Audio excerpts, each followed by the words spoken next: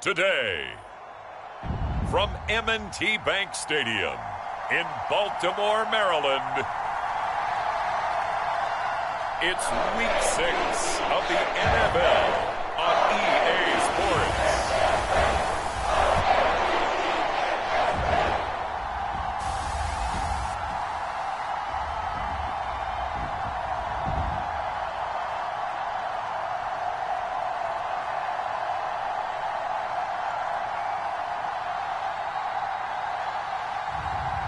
It's the Baltimore Ravens taking on the Pittsburgh Steelers.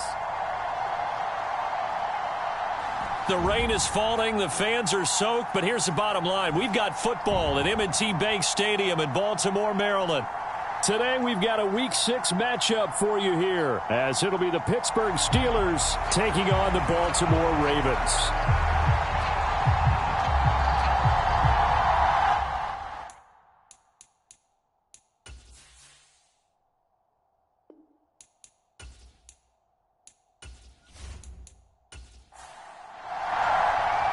Set to go now in Week 6 of the NFL season, and we are underway on EA Sports.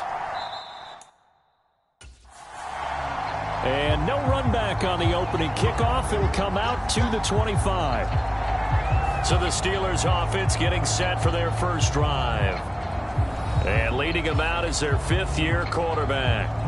And it would be interesting to see pretty early in this one exactly where his head is, because the best quarterbacks shake off performances like he had last week. Way too many interceptions. Didn't throw a touchdown pass. Team lost the game. Let's see if he can bounce back and get things going in the right direction. He'll be trying to forget those 3 picks, as you noted. Look at this Baltimore defense. They were terrific a week ago in that victory over Tampa Bay, Charles. And the big difference in the game, their ability to force turnovers. Multiple, in fact. Being able to take the ball away, give it back to their offense, the big difference in the game. It was impressive. Now the question, can they duplicate it? So here's a 1st and 10 at the 38. And this winds up a gain of 4 to the 41. Well, this defense for the Ravens, they were terrific a week ago in that victory over Tampa Bay, Charles. And the big difference in the ball game, their ability to force turnovers, 3 of them, in fact. Being able to take the ball away, give it back to their offense, that's something that's emphasized each and every week, and they carried it out. Now it appears we have a Steeler here slow to get up. Hopefully, obviously nothing serious here. Medical staff, though, going to take a peek, and we'll take a break.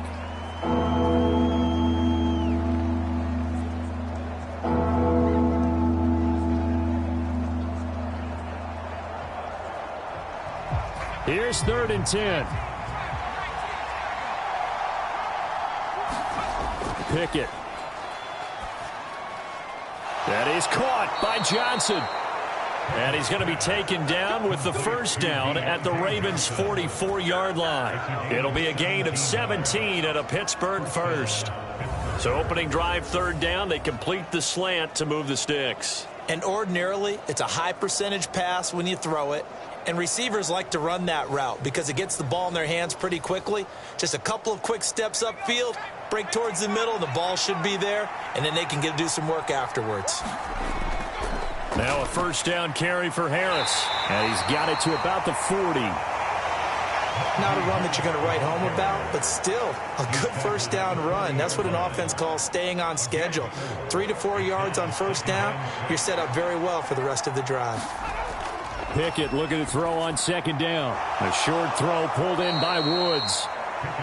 The numbers for Woods last week, 8 catches, 54 yards. And he was able to pull that last pass in, but he's going to face a tall order here because he's going up against the number 2 unit in the NFL against the pass.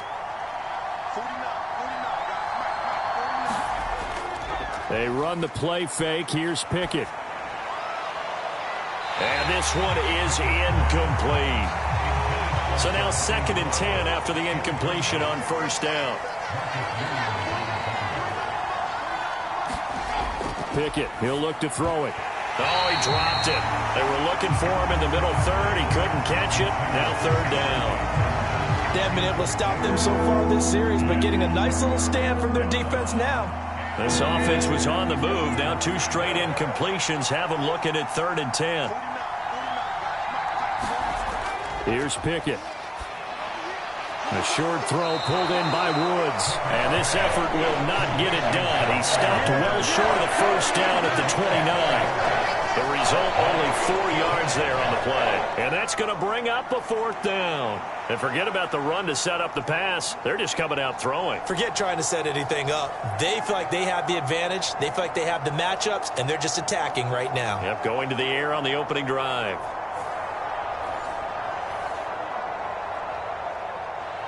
Now a field goal forthcoming for the Steelers. From the right hash, it's a 46-yard attempt. And this will split the uprights. It's right down the middle. And the Steelers will jump out to a 3-zip lead.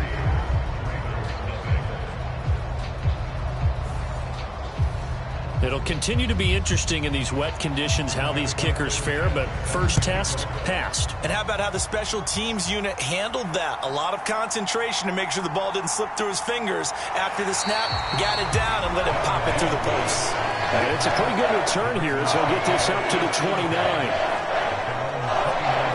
So here are the Ravens now as they get set for their opening possession. And they'll be led out by a guy who has a couple years under his belt in the NFL, their 3rd-year quarterback. And his stat line last week, that's not going to get him to the Pro Bowl. All right, no touchdowns, no interceptions, but they won. And so the bottom line for him is team won, managed the game effectively, led them to victory. He's doing all the right things. And he's going to take this ahead for right around 3 yards, but no more than that. 2nd down. These are his numbers from last week's contest. 14 carries, 65 yards, and a touchdown as well. There were some signs of life from their ground game last week, but overall, just a so-so performance.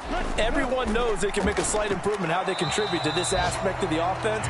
Linemen can set their blocks and hold them a little bit longer, and he can be quicker to the hole and hit a lane. If they do that, they should get some better numbers produced this week. You look at this Steeler defense. They're slightly better than average against the run, number 14 in the NFL. They're not an elite unit. They're not, as what you'd say, the top part of the league against the run. They're a solid group, though. They do a good job. What they're looking for in this one, though, is an elite performance. Open man is Bateman. It's complete. And he will have a Ravens first down as they're able to get the 3rd down conversion. When you give up points on the opening drive, in this case a field goal, you'd hate to go 3 and out. They avoid that. They do, and it's also walking that fine line mentally, too, as a coach, isn't it? Because you want to emphasize to your team exactly what you said. All right, we gave up a field goal. Let's go back and at least equal that, guys. But if we don't, you don't want them to feel like it's the end of the world either. Nice that they were able to pick up the first down there, help them relax a little bit.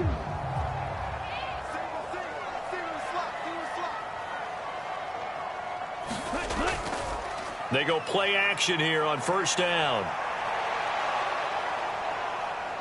And he is down at the 48. A pickup of 4 that started at one 48-yard line and ended at the other. 2nd and 6. A short throw caught by Andrews. They'll give him 4 yards there, and that's going to bring up 3rd and 2. They'll come to the line, needing only 2 yards to gain the first here. They'll try to run for it with Dobbins. And he will have a first down here at about the 40. They're able to convert with a gain of 4.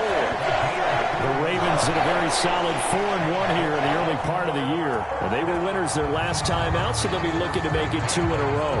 And so much about football, partner, comes down to mindset. Being in the right frame of mind, and the best way to get in that good frame of mind, winning.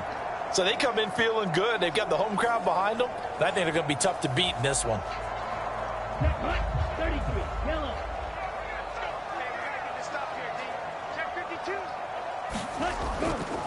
Right back to Dobbins on first. And if there was a lane there, it closed up quickly as he stopped for no gain. 2nd down. They'll go again with Dobbins. And he'll take this one down to the 36. They'll need to get it to the 30 for a first. This is 3rd down. A give up the middle to Dobbins. And brought down, but not before they're inside the 25. That one good for 13 and a Raven first down. Usually we see runs like this as the defense breaks down later in the game, but this guy is setting the tone early, running through all types of tackles and put the defense back on its heels.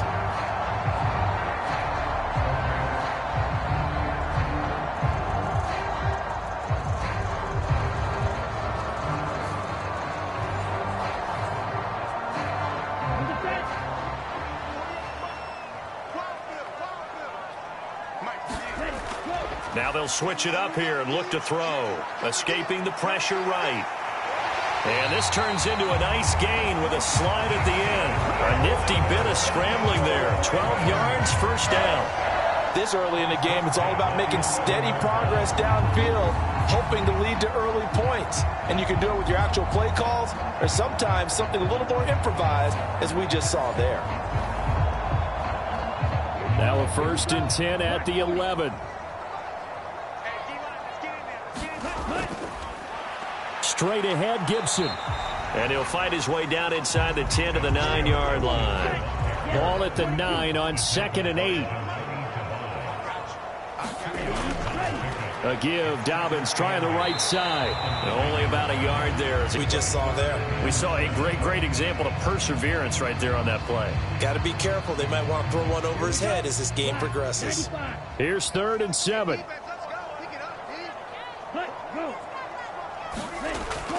They'll drop to throw. And he'll be brought down this time at the 5-yard line. The decision to tuck and run gets him 3, but that's not enough. Now it's 4th. I'm actually looking at this play with defensive eyes here, partner, because they were still laser focused on him after his earlier exploits on this drive. I think they went back to the well just a little bit too soon. He got across the line of scrimmage, but they certainly weren't giving up much more than that.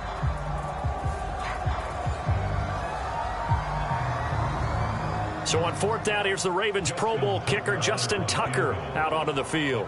This is a fairly straightforward 22-yard short attempt. Tucker's kick is good, and that will tie us at 3-3.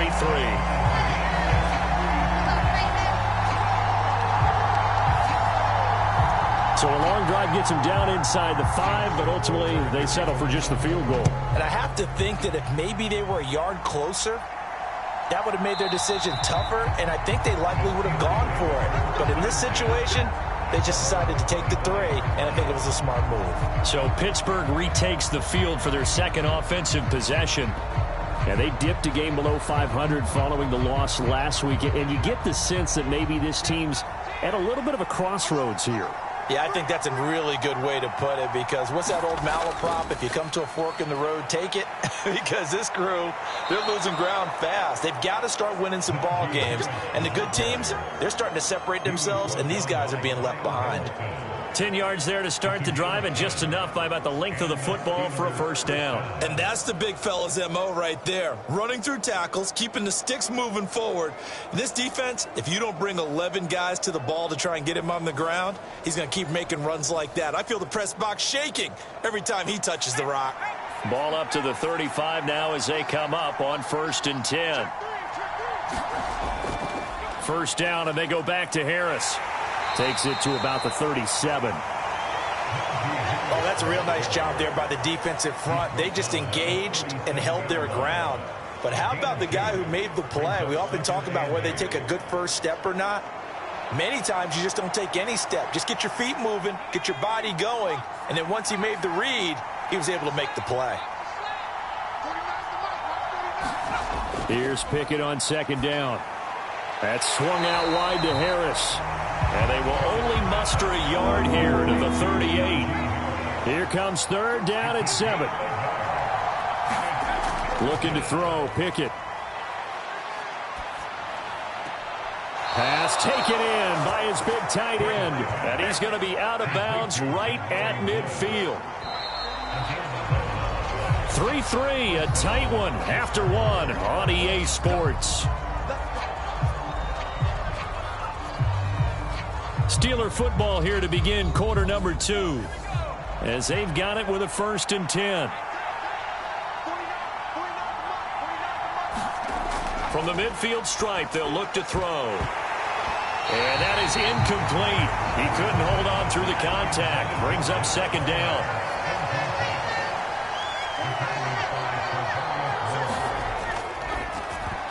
This throw incomplete, nearly picked off.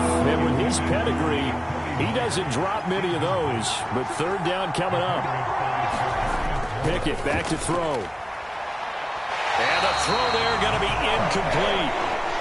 Out is Rigoberto Sanchez on fourth down to punt this thing. This is away, but boy, headed straight for the sidelines. And this one goes angling out of bounds, and it will be spotted inside the 30-yard line.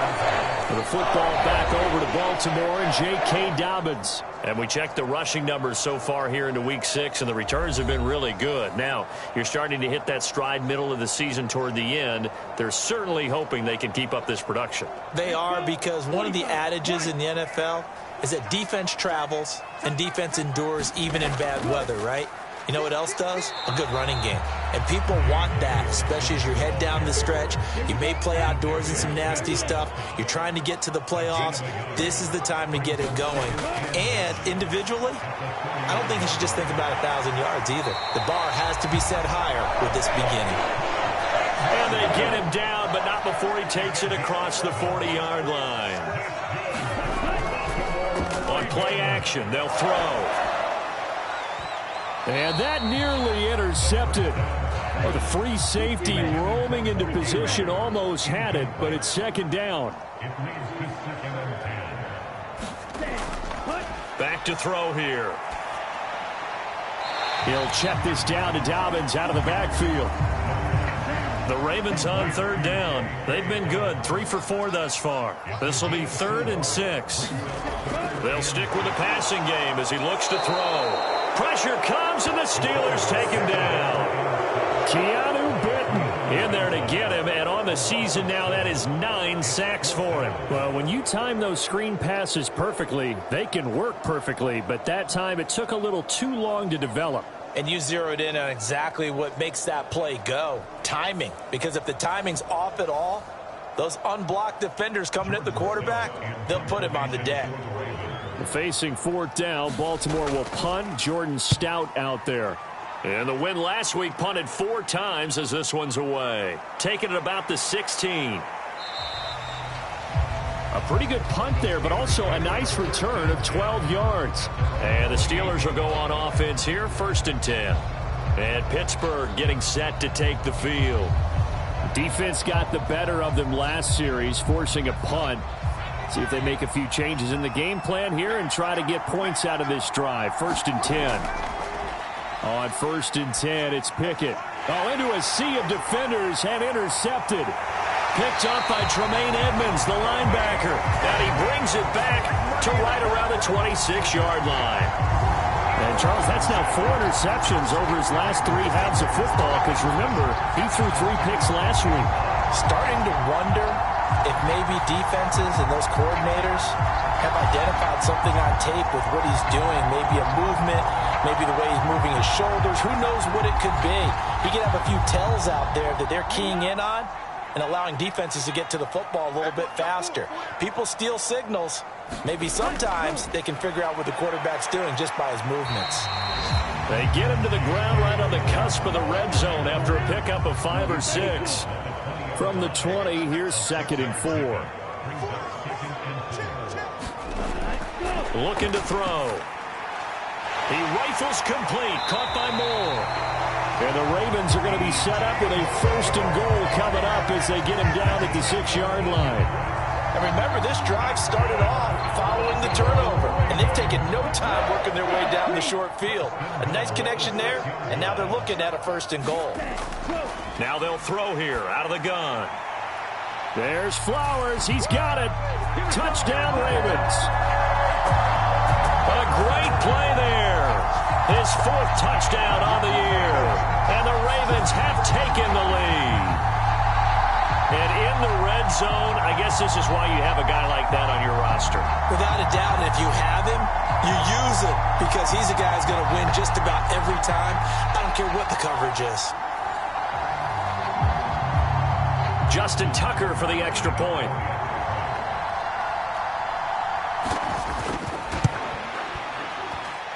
And it is up.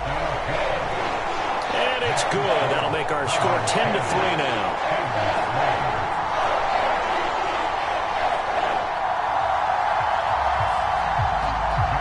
Tucker now to kick it away following the touchdown.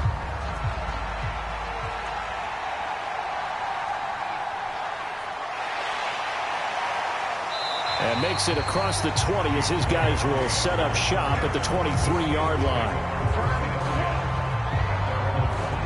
And Pittsburgh getting set to take the field. And for this offense, Charles, you got to think kind of crucial here to put something together on this drive, because remember last time out they threw the interception on the very first play. And you can't afford to let this defense keep building any more momentum. They're playing awfully well, and they're awfully confident right now. To me, it's time to attack and take some of that momentum back. But make sure you're selective in doing so. Understand where you want to throw the football and make sure it's open before the ball leaves your hands. Harris running straight ahead. And tackled down after a gain of 3. Leaves him with 1 yard to go on third down. Well, he hasn't made much of an impact in the running game thus far, and after that last run, not much is going to change in that area. He hasn't been able to get anything going, and really the offensive line not helping him much. Here now, 3rd and a yard.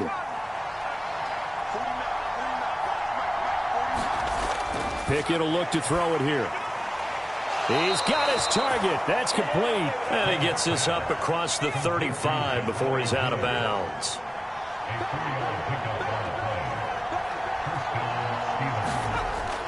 Off play action. Pickett.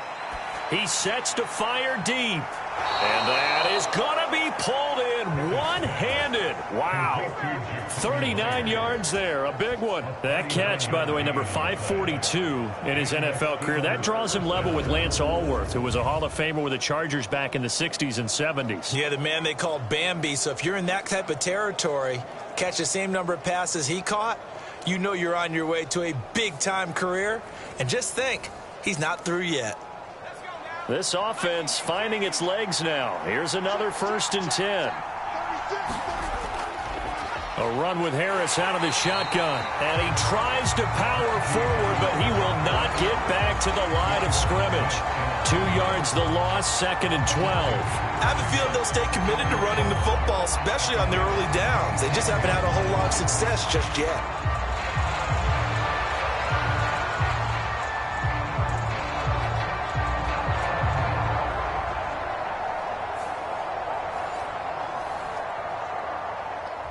A rare misstep on that last play because the drive has been strong, but now it's 2nd and 12. Pickett sets up play action. And that will be caught, but out of the... And now some disagreement down on that sideline. The red flag is out, and we're going to get a challenge. They're taking a peek at whether or not those feet were in bounds, and obviously a big call here in the end zone. And not just the feet. How about the hands? How's the ball possessed while the feet are hopefully getting down in bounds? That's what they're trying to look at to see if it all comes together.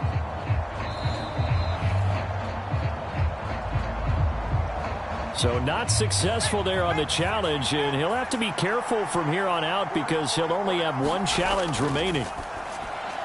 Oh, it's intercepted. A drive killer there. Picked off by Rock Ya-Sin. And he will bring this back. It's a pick 6 and a Raven touchdown. An excellent play there, CD, on the pick 6. And I think were they a nickel? Did they have an extra DB out there? Yeah, Brandon, I think they were in standard nickel, not the Buffalo, as teams like to call it, meaning 3 safeties for big nickel. They just wanted to take away the quarterback's throwing lanes, and that's exactly what they did, and came through with a big-time pick 6.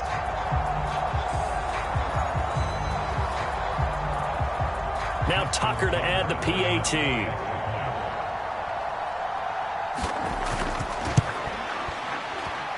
It's up and good, and that makes it 17-3. So the defense creating some points, not only getting the interception, but then returning it to the end zone for the pick 6. So they throw the pick six. They'll get another shot at it now as this one's in the air.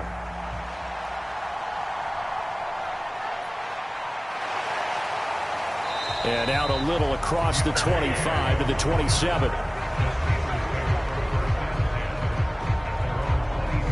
Pittsburgh's offense now heading back out onto the field. And this not an easy situation. You're down early, in the elements, you're on the road. How do you get the mojo back? Well, one thing is to remember that as an offensive player, you have a much better idea of what you're trying to accomplish and where you're trying to go than the defender. So in this case, because you know it, you can make your cuts with a little more decisiveness, maybe a second fake, some double moves, things of that nature, to go ahead and try and put some pressure on the defense. One thing you're hoping for when you run drag routes, you're able to hit a receiver in stride, and he can pick up a lot of yardage after the catch. But in this situation, the defense was effective, able to stop him before he could get a good head of steam going. They'll try the right side with Harris. And he'll get 2, maybe 3 up near the 37. The Steelers on third down. They've hit it 50%, 3 of 6 to this point. They're looking at third in the nose of the football. Got a man, it's complete, it's Palmer. And he will have a Steelers first down as they're able to get the third down conversion. Well, these guys have definitely been outplayed in the first half, but I like their countenance. I like the way that they haven't panicked out there, the way they're carrying themselves. They're starting to move the ball, and what you have to do, maintain your poise and start to put together some drives.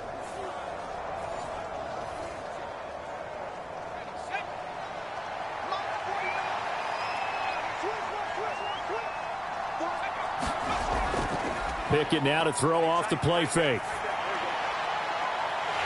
Oh, and that is incomplete. An incomplete pass on first down. That leads to a 2nd and 10. Now Pickett. And that is incomplete. A lot of force bearing down on him there. He could not hang on. It's third down. Pickett now from the gun here. And that nearly intercepted. Boy, for a guy known for his hands defensively, that's a ball he probably thinks he should have come up with. But instead, it's fourth down. As Sanchez on to punt here as he sends this one away. And they'll play keep away from the returner as this one will be marked out of bounds at the 13-yard line. Pretty good spot. The Ravens offense now, they get set to head back on the field. And they'll just simply be looking to build off the confidence of the last time out where they scored a touchdown. And confidence is powerful, isn't it? When you've scored once, you feel like you can go back out there and get it done again. Doesn't matter what the defense throws at them. They feel like they're in a groove right now, and they want to get out there and show it. Yeah, hoping to stay in that groove here this go-around. 3 yards on the pickup there, and it'll be second down. Well, these two teams, they met up way back in the season opener. And it was the Ravens getting the road victory in that one, so now they'll look to finish off the season sweep here in Baltimore. 2nd and 7.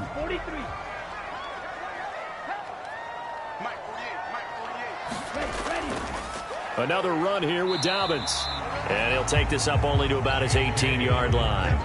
The offense on third down, they've converted 3 out of 5 thus far. This is 3rd and 4. Now back to throw. Work in the middle of the field, and he's got a man complete. And he will have a Ravens first down. They needed 5 there on third down. He winds up getting 7. And Brandon, from our time in college football, where receivers weren't running the traditional NFL route tree, one thing they did learn, find open areas, find soft spots, and set up and catch the ball. And I think we just saw that there. Yeah, we saw that indeed, picking up the first.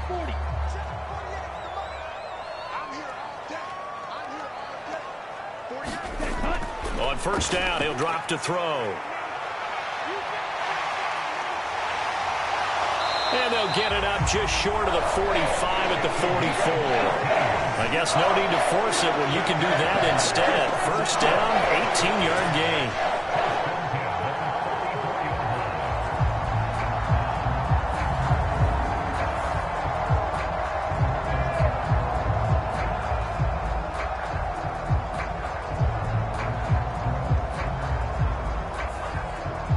And we've hit the 2-minute mark in this first half of action. A pair of first downs gives him a 1st and 10 up at the 44. He'll look to throw. They set up the screen for Dobbins. And they'll get him down as he's inside the 40. Another 18-yard gain. They had 18 on the previous snap as well. So many times in my career, I've heard coaches talk about completions are one thing. But as long as we're there at the catch and we get guys on the ground, we can live with that. But if you're going to give up 10, 12, 15 yards after the catch, then your defense is going to be in a lot of trouble. So here's a 1st and 10 at the 38. He'll look to throw. And looking for Andrews, but this is intercepted. And he brings this one back. It's a pick 6 for a Steeler touchdown. Well, in a tight game like this, that could be an incredibly important pick 6, CD. And remember, it cancels out the one that the opposition had earlier in this ball game. You're right about that, partner, because each side came up with plays to swing the momentum their way. Still plenty of time left for either team to come through with a win, though. Can someone else make a similar play and win it for their club? Now they'll line up to kick the extra point.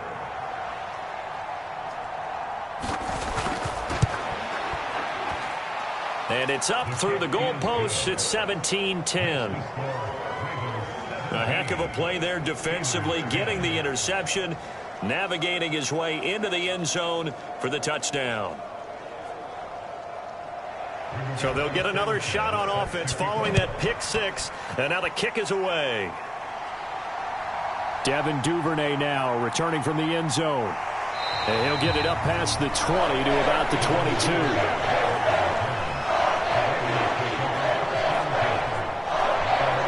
Baltimore's offense set for this next possession.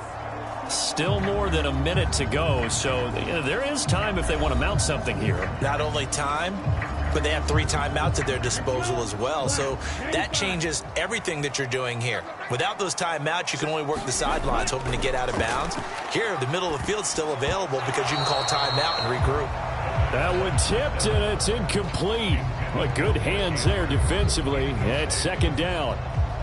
I see the surprise in your face there, partner. That is a rare incompletion from him. He's been on point this entire game. He has percentage completion-wise way up, not that time.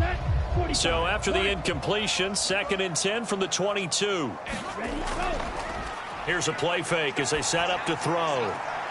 And this is going to be pulled in by the tight end Andrews.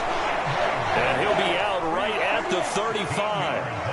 Ball up to the 35 now as they come up on 1st and 10.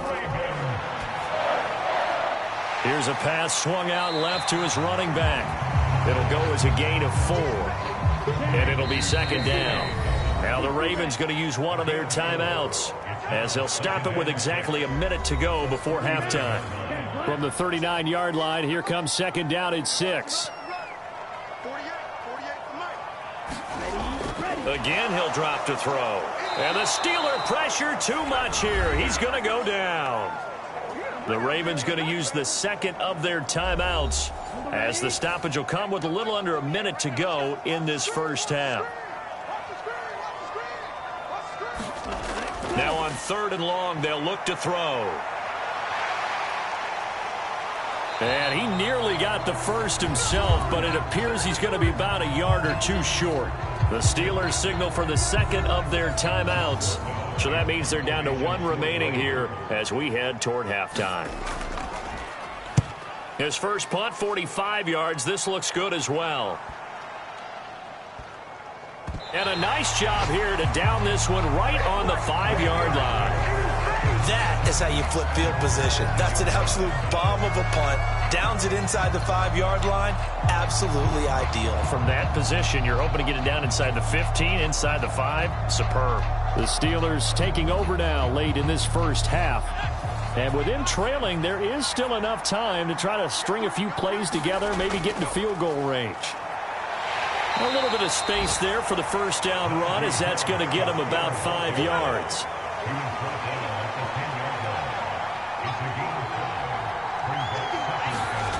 Final play of the first half. Here's Pickett over the middle, and it's incomplete. So we're at halftime here in the Inner Harbor with the hometown Ravens on top. As we'll get you down the coast to Orlando for Jonathan Coachman at REA Sports Halftime Report. Coach. All right, Brandon, thanks. A few teams starting to rise to the top as it's time to take you around the NFL here in Week 6. We'll get started up at Cleveland Browns Stadium in Cleveland. And that one just before halftime with the Jaguars out on top. The former Buckeye, Justin Fields, with a touchdown pass. From there, we're off to check out another game. And you can see, currently they trail in that ball game. Josh Allen with 3 touchdown passes. Lastly, let's check in on our nation's capital to see what's happening with the Washington Commanders at home at FedEx Field. As you can see the score there in the second quarter. Michael Pittman, a touchdown reception.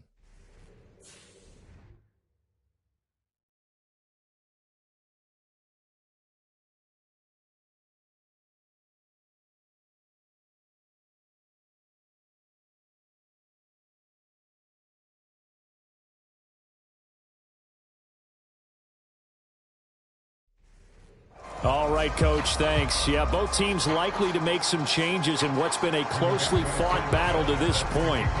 Forecast calling for more of the same. The rain set to continue as we are underway in the second half. And a good return as he'll be stopped just shy of the 30-yard line. So here are the Ravens to take over on offense. They were winners a week ago over the Bucs. They lead here as well as they come up on first down.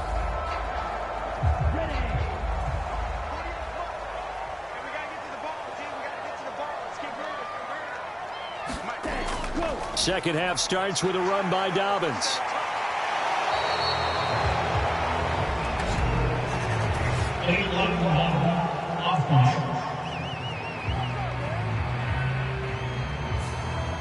So they accept the penalty, of course, and push the offense backwards a bit. On the counter now, it's Dobbins. He'll be dropped after a gain of about 6 across the 30 to the 31. Good yardage there on first down. Exactly what you want. Get yourself set up to keep making first downs, keep the clock running. And if they're smart, you're starting to milk the clock. No hurry before you run your second down play. And he's going to have to eat this one as down he goes. Call it a loss of 5, a big sack to bring up third down. I'm sure a lot of time was spent in the locker room, Charles, talking with his defense about setting a tone here in the third quarter when you're down on the scoreboard. A sack like that, maybe that can get them going. Yeah, you have to believe exactly what you just said, that they got together and said, let's be some change agents here. Let's go ahead and turn things around. Let's be the force that gets us going here in the second half and puts us in a position to find a way to win the game. The Steelers now in the nickel here on third down. They're going to look to throw. And a good job on the tackle there as they get him down shy of the first on the 35-yard stripe.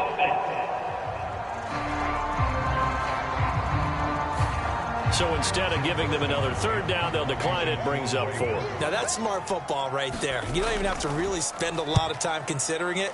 Just know that you're probably going to get the ball back. Good job declining that penalty. It's a 44-yard punt, just 3 on the return. Time for the Steelers offense now to get set for their first possession of half number 2. And their defense did its job by forcing the punt to start things out. And now, Charles, can the offense get in gear? I think, partner, you can sense them saying, okay, the first half was theirs, but now let's get the momentum back on our side. We forced a punt. Now let's go downfield and score. If we do that, we'll be set up well for this second half.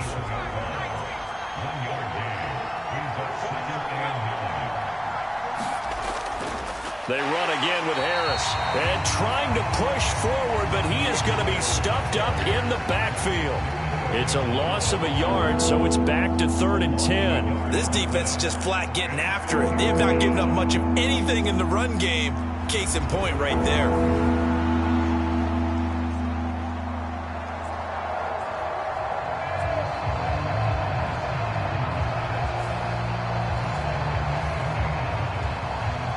Third down and 10.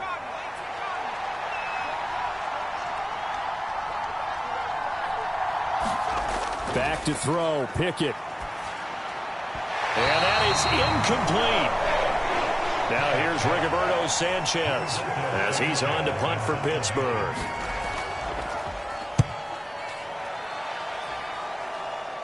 Fair catch called for. No gimme in these conditions, but he's able to look this one in. It'll wind up just a 35-yard punt, no return, and the Ravens will take over.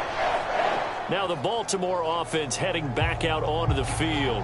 And our game's hit a little bit of a lull here, a little bit of a snag. Punts on back-to-back drives. And old-school coaches don't necessarily mind that. Didn't turn it over, right? Didn't create a big play for the other team. Right now what you're looking for is, can you gain an advantage in field position? And that's what both teams are seeking right now. Yeah, they'll be seeking to gain that advantage here on this drive. Here's a 2nd and 7. Nowhere to go here. He lost the football. And it's picked up by the Steelers. And they are going to set up shop at the 32-yard line. The pocket collapsed around him. I know we talk about it a lot, but a QB has to have that sixth sense, doesn't he? He really does. And I know of one team at one point was training their quarterback with that time frame, and anytime he didn't get rid of the ball within the right amount of time, they would blow a horn or blow a whistle to show him this is what that time is, just what you're talking about, training him to understand this is the amount you have, make sure the ball's gone. Didn't happen in this case. Following the fumble recovery, Pickett. A short throw pulled in by Woods. And he's tackled a yard short of the marker. Good gain of 9 on 1st down. On 2nd down, this is Harris. And he'll be a couple yards shy of the red zone here at the 22-yard line.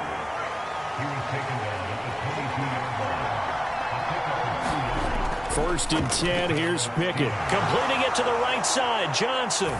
And in for the Steelers, touchdown.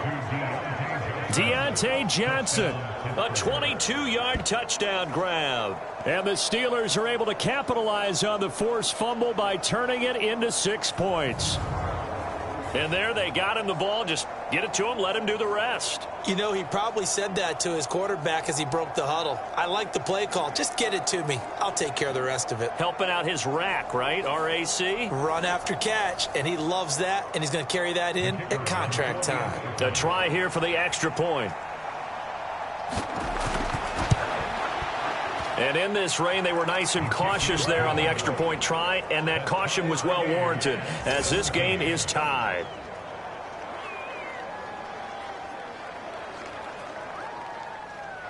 (17-17) the score, all even to this point as the kick's away.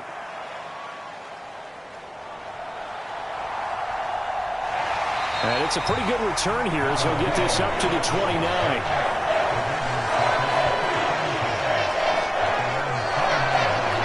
Baltimore gets set to take the field. We got a brand new ball game, all even after that last touchdown, so every drive now becoming a little more critical here in the second half. Here we go. Black 40. Screen. Watch the screen. Watch the screen. Hey, look 48. They'll start on the ground with Dobbins. And he'll manage to pick up about 4. It's 2nd down. Ready?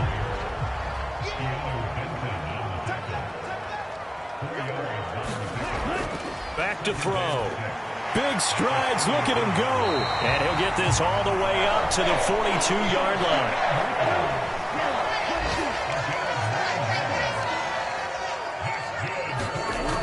On 1st and 10, it's Dobbins. And able to work about 5 yards out of this as he's taken down up near the 47. Now 2nd and 5. Out of the gun, they'll look to throw. And the timing a bit off that time as that one falls to the ground. They come up now 3rd and 5 following the incomplete pass. They'll look to throw here. That is caught. And taking it across midfield and just shy of the 40. Second catch for him today, and they'll wind up a first down.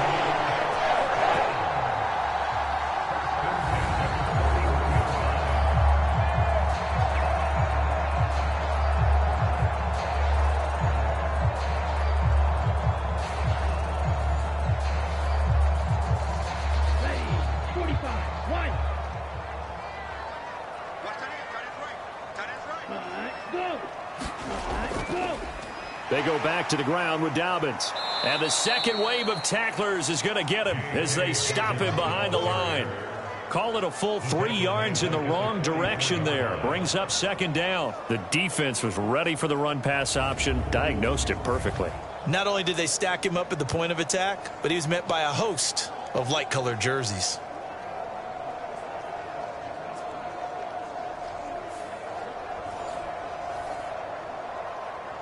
So their task a little bit more difficult now. 2nd and 13 that they're walking up on. He'll drop to throw. Throwing quickly there, but it's incomplete. A long way to go here on 3rd down for the 8th play of the drive. Now a shotgun snap as they'll look to throw. He's got his man. It's Andrews. And they're going to have themselves another first down as the tackle's made at the Steelers' 31-yard line. That one goes for 13 yards, and it moves the sticks. We often hear the phrase sure-handed tight ends, and he certainly fits into that category. Plus, he's got a quarterback who knows to look his way when they need a big pickup. And on this play, he finds him for the first down. Line of scrimmage, the 31 now on 1st and 10. Let's go, defense. Let's get out the field, defense. They'll run up the gut with Dobbins. And he works his way free all the way down to the outskirts of the red zone. 64 yards rushing for him now on 17 carries. A CD a lot of times like to separate speed and quickness, and they've got a back that's both. We know that he's fast in the open field, but, man, his first step is so quick, too. It is something, isn't it? Because you think of that type of speed getting to the perimeter and turning upfield, but also when you run those inside runs, he can get into the secondary so fast the linebackers don't have a chance to react. On 1st and 10, it's Gibson. And he'll take it down here just shy of the 15 at the 16-yard line. It's a pickup of 4, and it'll bring up 2nd down. I don't care what the emphasis is in the NFL at any given time. Every defense is still going to say their #1 goal every game is stop the run. And right now, they're not doing that, and that really chips away at your confidence. And stopped a few yards shy of the goal line at the 3. The pickup goes for 13 and sets him up 1st and goal. I don't know what this says about me, but I love successful runs up the middle when the blocking is so well executed like that. And it doesn't matter whether it's zone blocking, whether it's a power scheme. When you have a blocker on a defender, and then the running back can read it, find the proper hole, and just go, it's sometimes a thing of beauty. Dobbins will get down close to the goal line, but not in, as he'll be marked down at the 1. He'll get 2 out of that run, and it's going to bring up a 2nd and goal. Good work there, holding them out on 1st down, and this is going to be a battle down here on the goal line. Can they hold their ground for 2, maybe even 3 more plays? Dobbins once more. Call it a gain of a yard as they get a little bit closer here. It's 3rd and goal.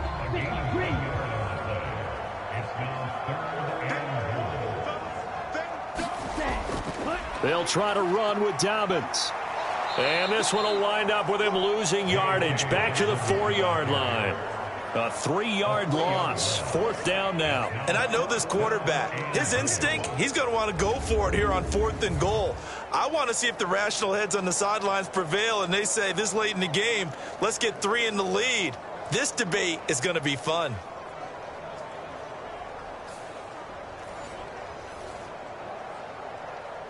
Here's Justin Tucker now for the Raven field goal try. From the left hash, a chip shot here. Tucker's kick is good. And with that, they take the lead here 20-17.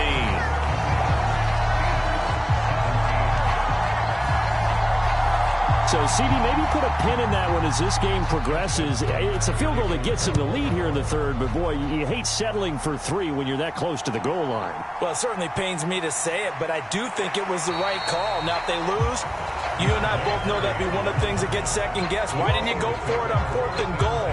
But I know the mindset was take the points, get the lead. And, by the way, if they went for it and got stuffed, they'd second-guess that, too. Pittsburgh set to take over again on offense. Pickett leads the Steelers up here with a fresh set of downs. At their own 21. They'll come out throwing here to start the drive. Pass incomplete. So another incompletion there. He's hitting on fewer than half his pass attempts in this one, and that is not a winning formula. Yeah, so let's make sure we give a little bit of credit to the defense here. They've given him a lot to think about, a lot of different looks, and he seems a little bit confused trying to complete passes. A good action to this point in the third quarter. Just a 3-point game. 2nd and 10. Here's Pickett. Very quick throw. He's got Myers. And he's got it past the 30 before he's hit and dropped. From the 32 now. Here's 1st and 10. They hand this off to Harris. And he'll fight forward on the straight-ahead running for just a couple of yards. 2nd down.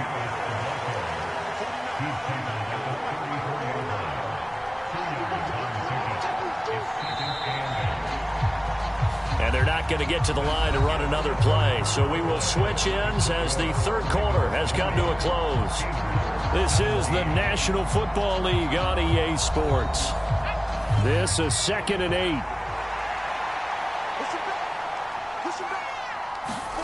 Pickett, he'll look to throw it.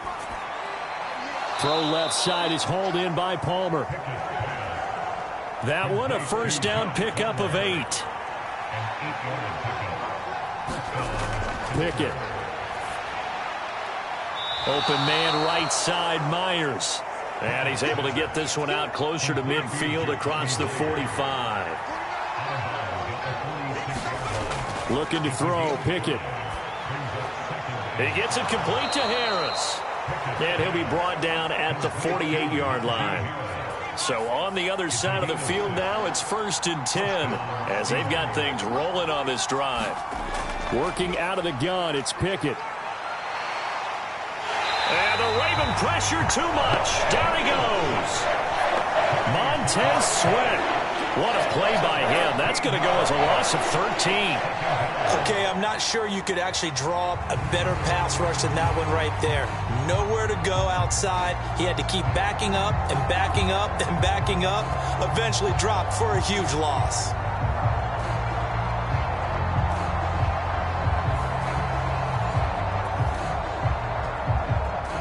Now then, after the sack, it'll be interesting to see what they have planned for 2nd and 23.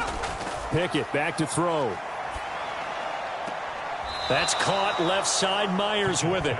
And he'll be out of bounds after getting this one across the 40. And the Steelers on 3rd down. Not quite 50%. 4 for 9. This will be 3rd and 19. Well, it's intercepted. They got Pickett for the 3rd time in this game. Picked off by Rock Ya-Sin. And he's going to take this one back to the 37-yard line.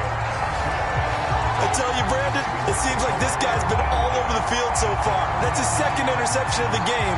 And so much of playing defense in the NFL, especially when it comes to defending the pass, is all about positioning and technique. And this is fantastic work on both fronts there. The Ravens offense now, they get ready to head back on the field. Another important 4th quarter series coming up. That last INT helping to maintain their slim advantage. The lane opens up that time as he'll be brought down just short of a first after a gain of about 9. 2nd down and a yard.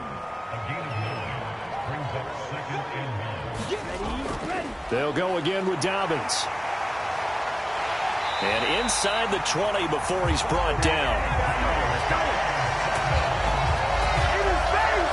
Well, that's a carry they have to be satisfied with. And throughout this game, They've been satisfied with what he's given them. Whenever they've needed a big run, a first down, he's the guy they've turned to. And it doesn't matter what the defense thinks. They feel like they've got the confidence to keep handing it to him and keep picking up good yardage.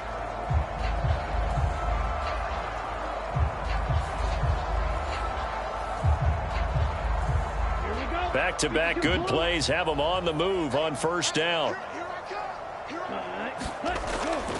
A give up the middle to Dobbins. And they'll bring him down at the 13-yard line. Here's a 2nd and 5.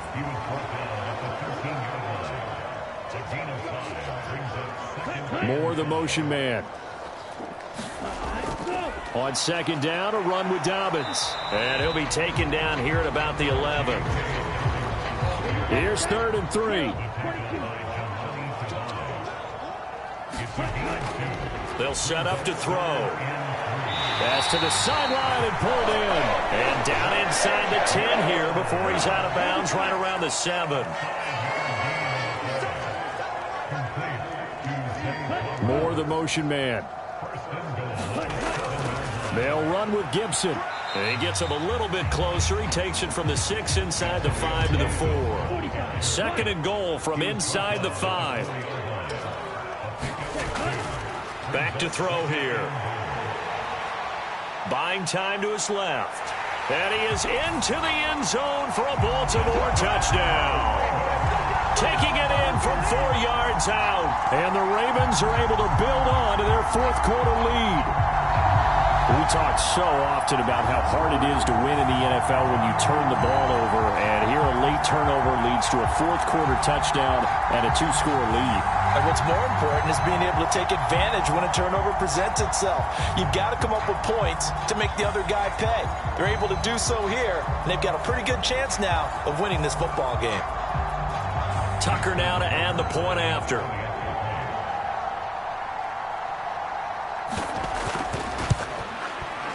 And his guys will take a 10-point lead. So that winds up a 7-play drive all told. And it results in a 4-yard touchdown run. Tucker now to kick it away following the touchdown.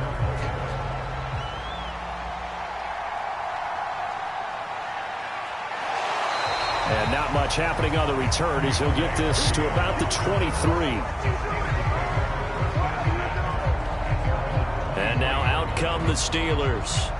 Well, that last touchdown we just saw, what an important one. Now it's back to a 2-score deficit for this crew as they take the field here, and they are in desperate need of finding the end zone. Pickett leads the Steelers up here with a fresh set of downs at their own 23. Now a deep ball here, hauled in just past the 50. He's to the 15, and into the end zone. Touchdown, Pittsburgh. Deontay Johnson with his 2nd touchdown of the afternoon. And the Steelers have made it a 1-score game again here in the 4th. So that's a really big play here in the 4th quarter. And don't look now, they're right back in this game. Did it feel to you, as it did to me, that maybe they were a little bit soft in what they were lining up with on defense? Almost like they were protecting the lead rather than trying to make a play. And now that lead is down to just 1 score.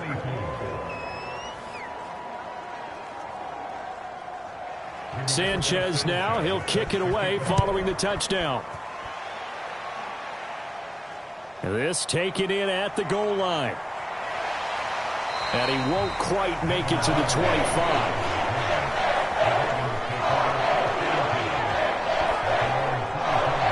Baltimore about ready to go on offense. Their lead back down to 1 score after the touchdown a moment ago. First down's a must on this drive as they start out here 1st and 10.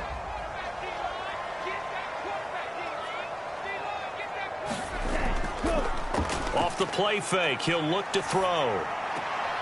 Open man is Duvernay. So that'll be no better than an incompletion. And it'll be 2nd down. They'll set up a throw. And this one's incomplete. They come up to the line now facing a 3rd and 10 after the incompletion. looking to throw. And that will be incomplete. The Ravens send their punter out now as he'll punt it away for the 4th time today.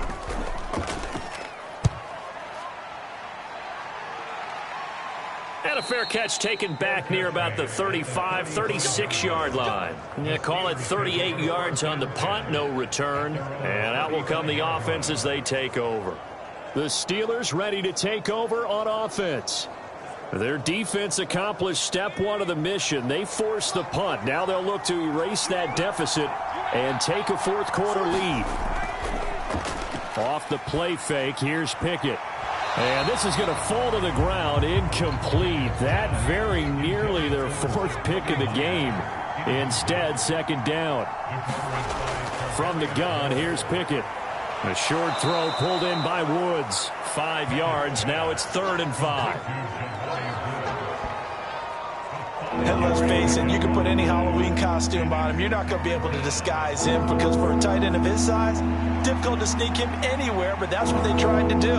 Lined up on his right, tried to work his way back to his left, but just a minimal gain as the defense was able to react quickly. Pickett will look to throw it here. And that's going to be incomplete. The contact there enough to jar that ball free, and it brings up 4th down.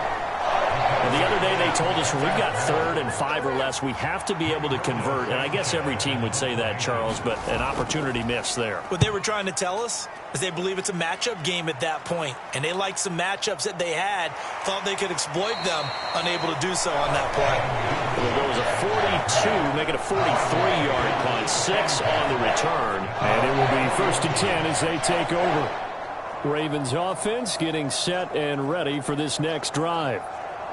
Their defense got the stop, forced the punt, and now you really start to monitor the clock as they nurse this slim lead.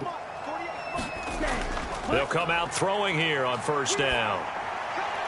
Throw right side here, taken in by Bateman. So 5 yards here, 5 on the play, and that will bring up 2nd down. Now a handoff for Dobbins. And not a whole lot there, maybe a yard to the 27. As big of a play as we've had in this one so far. This is 3rd and 3. They'll look to throw. And he will slide to a stop. He does have the 1st down. The drive stays alive. A 3rd down gain of 8. Now that's a killer because you think you get it absolutely covered, and then he hot-foots it out of there and picks up a 1st down. Drives you crazy as a defense. Looked like, you're exactly right. Looked like a 4 sure stop on 3rd, and then the tables turned.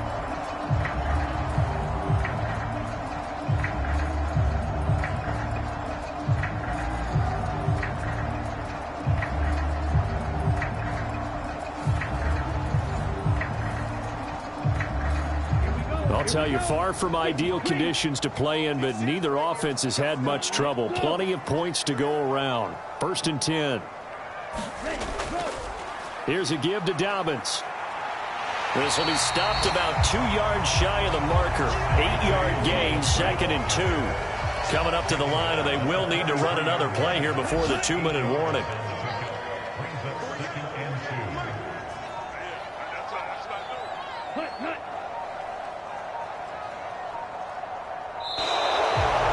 Set the man in motion too late.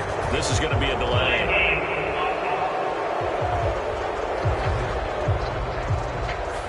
That flag accepted, and it backs the offense up a little bit.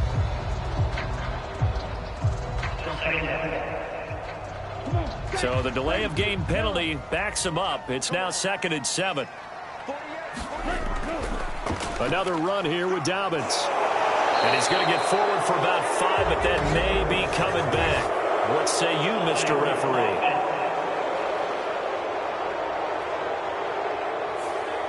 Yeah, that's on the guard, Wyatt Teller. They'll come up now on a 2nd and long after the hold.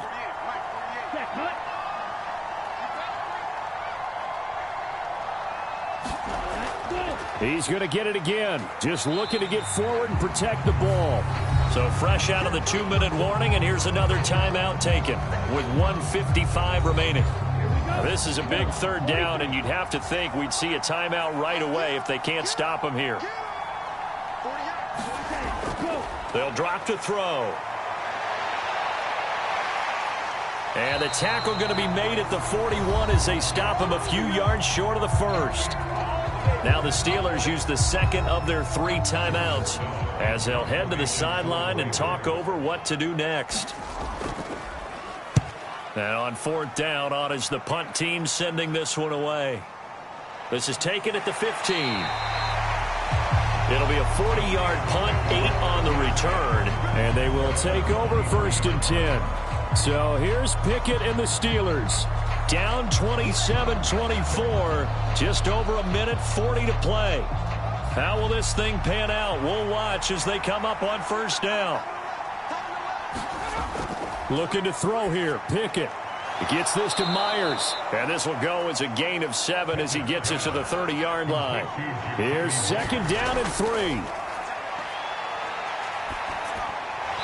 And this throw incomplete. And the defender all over him that time, and it's going to lead to 3rd down. Here's Pickett. And that is incomplete. Oh, he had a defender right there with him to force that to the ground. And 4th down now coming up. With that incompletion, reality is staring them right in the face. This entire game is down to the next snap.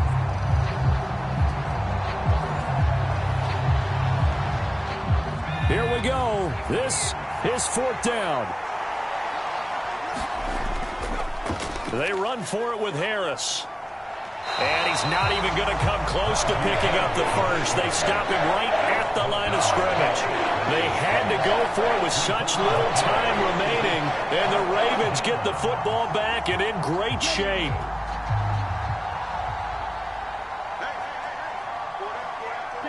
The Ravens taking a knee with victory seemingly in hand here.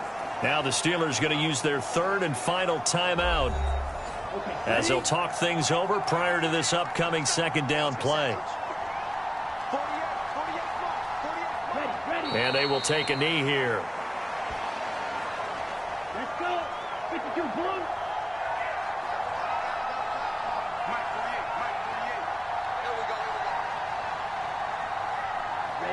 Down to a knee one more time, and that should just about do it. So here we go. Maybe the biggest kick of the game forthcoming. This to swell the lead to 6.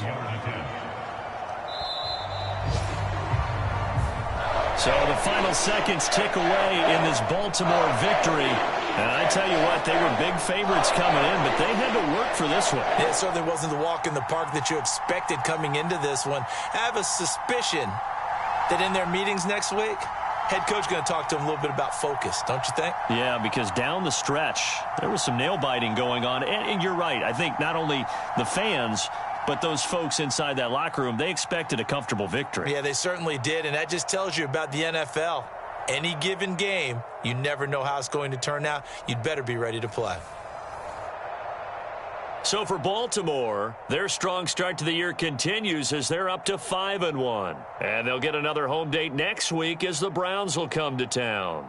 Meanwhile, for Pittsburgh, they can't quite seem to turn things around as they fall into 2-4 now on the year. And they'll be on the road next week as they get a date with the Jaguars in Jacksonville. So for Charles Davis and our entire crew, I'm Brandon Gaudin. Next game, guess what? Charles and I will be here again. It's the NFL on EA Sports.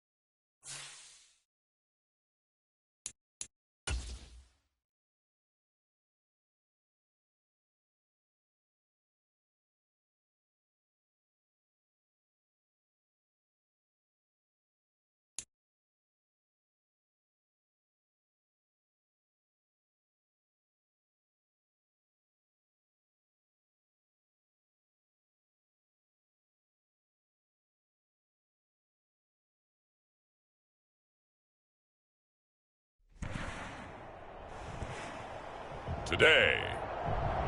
From SoFi Stadium in Inglewood, California, it's Week 6 of the NFL on EA Sports.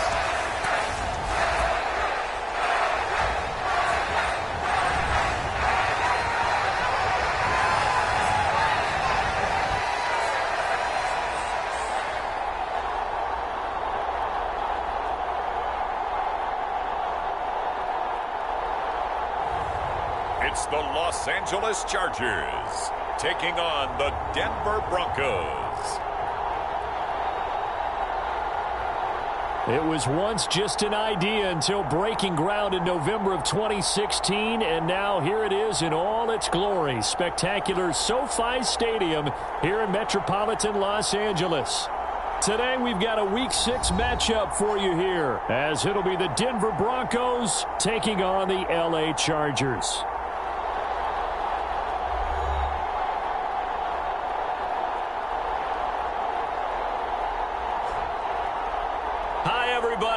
Gordon alongside Charles Davis. And Charles, we take a look at this Charger club entering play here. They're off to a terrific start, unbeaten at 5-0 through the first month and change. And you can hang a lot of this early success on their defense, too. They're the tone setters for these guys, and the entire team feeds off of what they do. Meanwhile, for the visiting Broncos, they come in pretty desperate here for a win as they've started the year 0-5. And it seems way too early to start talking about hot seats, but guess what? When a team is 0-5, people start wondering about their jobs.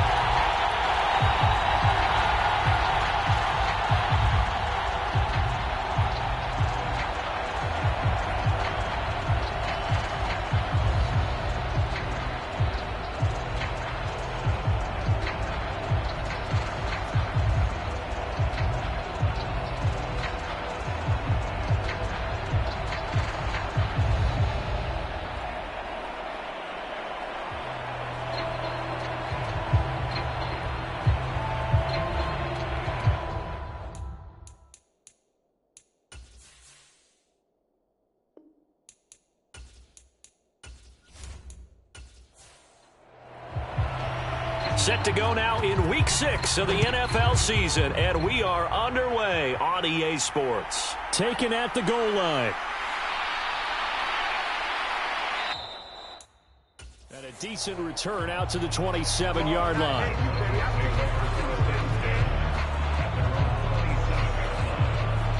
So here are the Broncos now for their opening drive. They'll be led out by the first overall selection of the 2016 draft. From Cal, it's Jared Goff. And this is a game for grit, determination, and somehow finding a way not to panic. What a horrible start for them. I mean, they haven't won a game yet. So now, as a quarterback, you're not just talking to your team. You've got to demonstrate to them what they need to do to win. He's got to be the leader by how he plays. Aiden Hutchinson. What a play by him. That's going to go as a loss of 13. Well, the very first thing they told us, Charles, was we need to apply pressure early, and I would call that early pressure a nice sack to start the game. And on the other sideline, I just have this image in my mind of the head coach on the headset with the offensive coordinator asking him if that's exactly what he saw in his mind when he called that play. And if so, is it going to be like this all day? That's a tough one right there. Here's the first carry for Austin Eckler. And he'll be taken down, losing yardage back at the 9-yard line. That's going to go down as a loss of 5, and it brings up third down. Apparently this defense has come to play.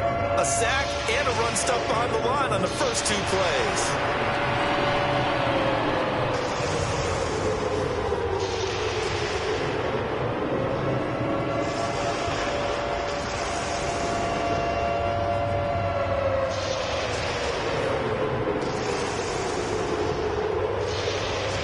Miserable start here on their opening drive as they come up on a 3rd and very long. Gone. He'll find Paris Campbell. That's complete. 5 yards, and that means they come up short as they're going to have to punt here on the opening drive. After last week's loss, you bet this offense probably wanted to come out with a little more fire than a 3-and-out. And I'm sure that people are saying, hey, come on, Coach, what was the pregame talk? Have these guys ready to go? But you and I both know it goes into preparation and practice and being ready to go. That gives you the confidence to come out and play. They've got to find that and fast. On 4th down, Drew Chrisman on to punt. Now a fair catch signaled for and made right about the 43-yard line. They call that a punt of 38 yards officially, and it'll be Charger football here as they take over. So here's the Charger offense making their way out. And a glance here at their shifty mobile signal caller. And you and I both know that any win is a good win, and that's what they did last week. But there's also plenty for him to work on in his game, wasn't there? Yeah. 2 touchdowns, an interception. Yeah, you know, he wants to increase that a little bit in terms of ratio. But first and foremost, they did win the game. And he'll power his way forward for about 4 yards there on the first down carry. The numbers for him from a week ago: 22 carries, 104 yards, and a score as well. And the way they ran the ball in last week's game has to be satisfying to their entire staff, because they're seeing not just a back gain big yardage, but they're seeing an offensive line really in sync. There's a throw over the middle. It's taken in by his tight end. And he'll work it across midfield inside the 45. They'll run on first down. Porter. Miles Jack there to make the tackle. Now 2nd and 9. From the shotgun, he'll look to throw. Now a deep one for Johnston. And it's knocked away and incomplete. So this, Charles, on paper at least, not the most even of matchups. Polar opposite, really. I mean, on one sideline, you got the hottest team in the league, still unbeaten, and on the other side, a winless squad. And that's why I owe you, and I owe you big, because you did email me this week to remember any given Sunday. That was a phrase you typed to me, and that's what we have to remember in this ball game. It resounds when you think about it. Unbeaten versus winless, any given Sunday, anything can happen in this league. Able to find a lot of empty space there, picking up the first down and a 21-yard gain. He's a talented runner, and that means he's always looking for bigger and bigger gains when he takes off. Certainly found some bonus yards there beyond the first down marker, and this early drive will continue with that extra jolt from his legs.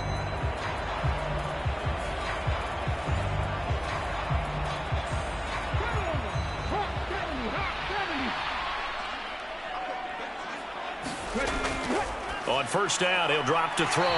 Throw left side, complete to Tony. 2nd and 8 coming from the 19.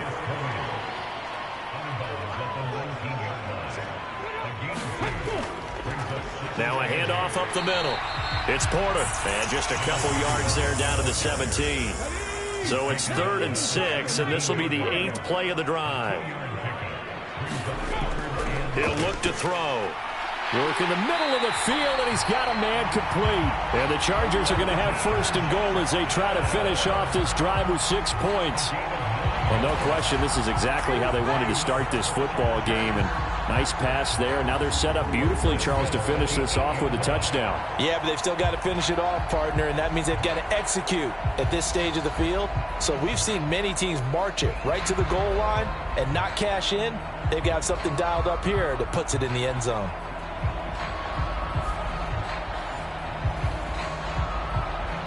From the 8, they've got it 1st and goal.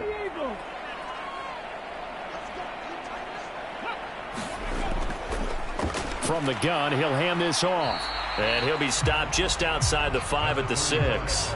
Give him 2 yards on that one. 2nd and goal now. The yards may start getting a little tougher to come by down here near the goal line. That's good work defensively there on first down, holding them to a short gain. The 6-yard line, the line of scrimmage on 2nd and goal.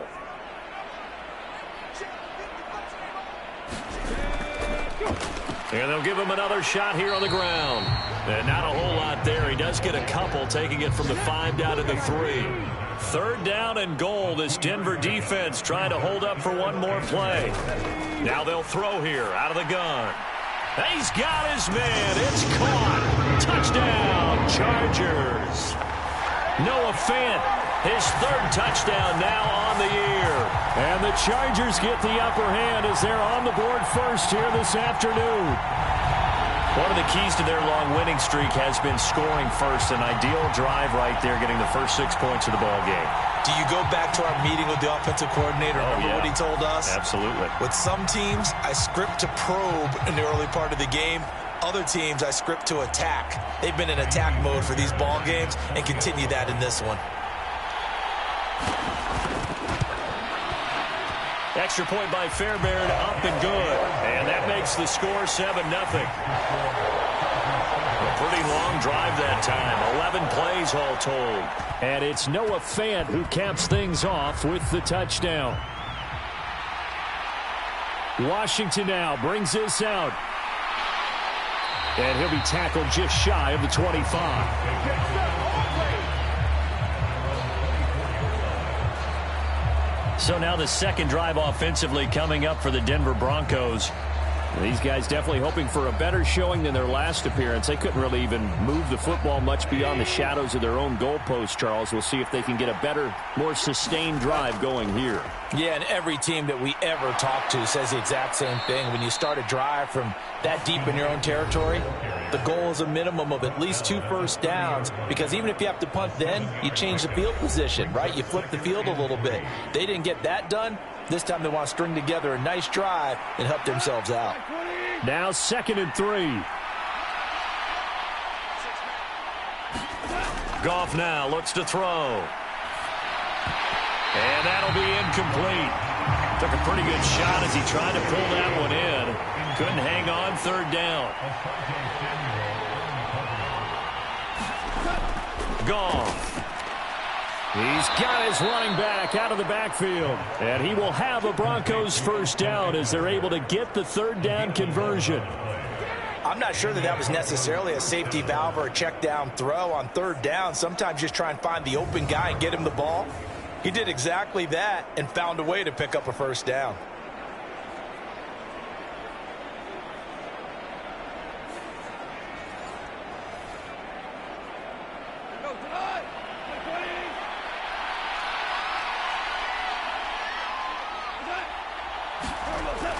Running on first down, Eckler. Kenneth Murray, the linebacker, there to make the play defensively. Ball spotted at the 45. Here's 2nd and 6. Goff now looking to throw. Over the middle, complete. It's Campbell. Second catch for him today, and it'll wind up a first down. Back to throw, Goff. He'll find his man, Terrace Marshall, complete. And all the way inside the 15 before they drop him. The catch and run going to wind up netting him 33 yards. Running their plays over and over during the week can often get robotic for an offense, but on game day they can often flow smoothly, as that one just did.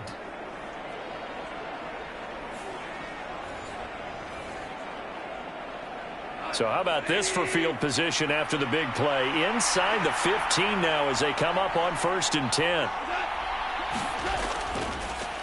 Now they'll fake the jet sweep and give it instead to Eckler. And he'll fight his way down right around the 12. 2nd down and 8. Now it's Goff. Quick hitter here, it's complete. Second catch for him today, and it'll wind up a first down.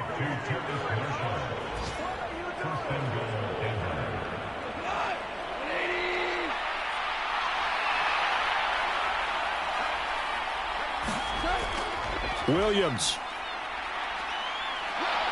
Bowling his way into the end zone for a touchdown.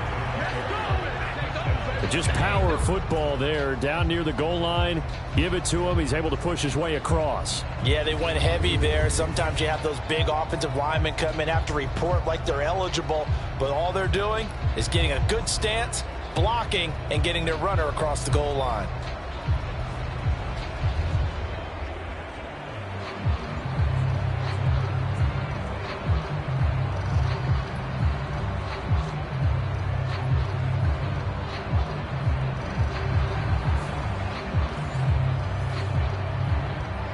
No going for two. They'll kick the point after.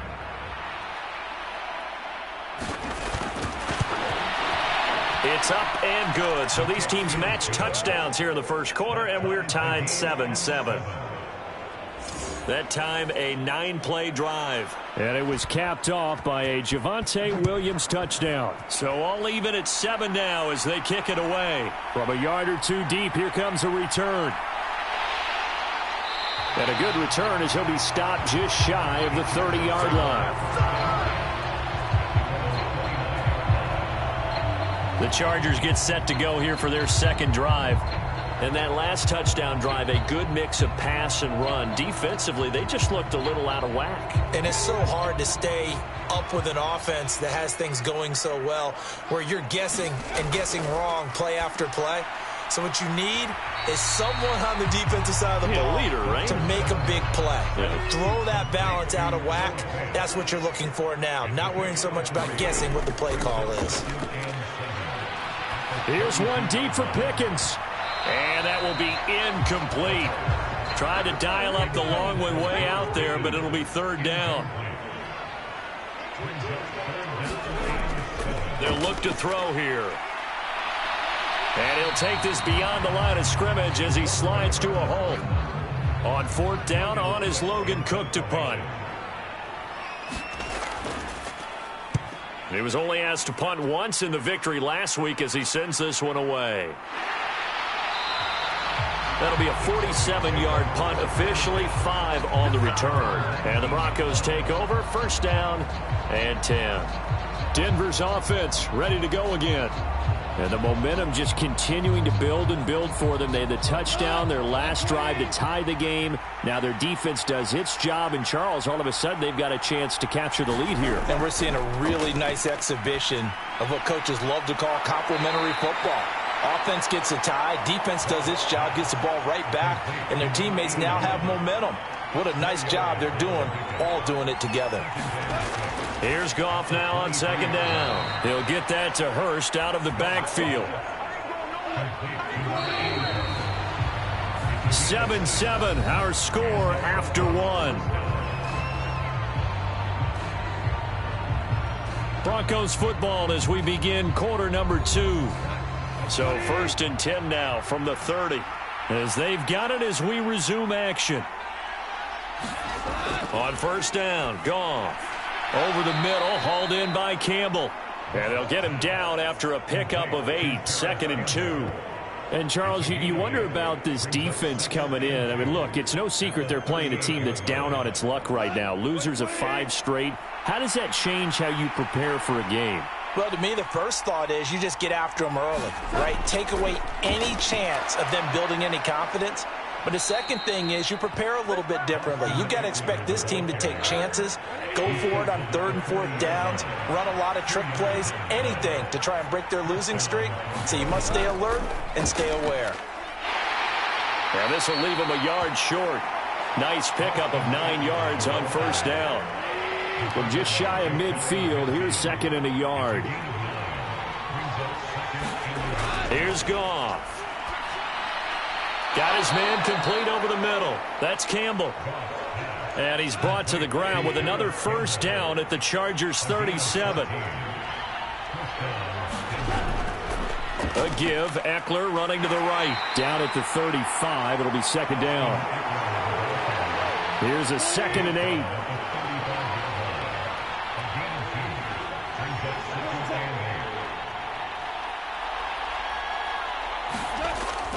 They stay on the ground. This time it's Williams.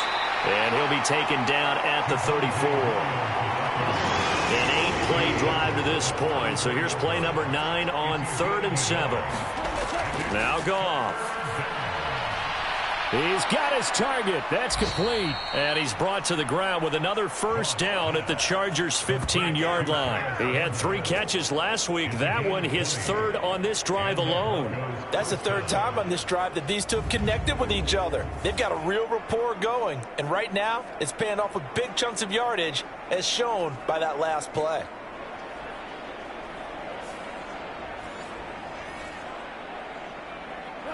Line of scrimmage, the 15. It's first and 10. From the red zone now, Goff.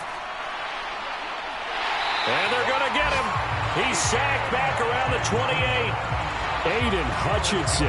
That is now 2 sacks for him here in this first half. It's interesting, partner, that most defenses try and guard the 35-yard line actively because they think the way kickers are nowadays, about a 52-yard field goal, they're kind of giving up points. But you get even deeper into territory, you get into the red zone, they're going to guard it even more, which means more pressure, more blitzing. Now then, after the sack, it'll be interesting to see what they have planned for 2nd and 23. Up the middle with Eckler. And he is going to be stopped cold behind the line of scrimmage. Just a 1-yard loss that time, but that's not what they needed. Now they're dealing with a 3rd and long. The running lanes have definitely not been there for him here in the first half, and I don't think it's all been his fault. His offensive line hasn't given him much space. A loss results there.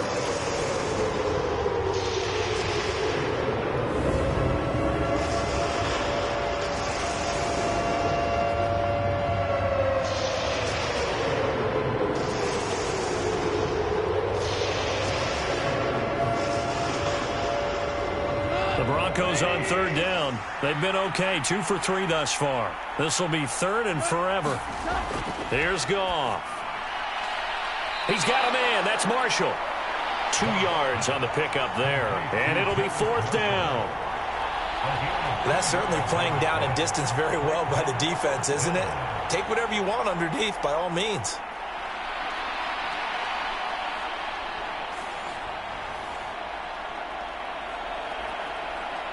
So now on 4th down, Sean Payton's going to turn it over to the field goal unit.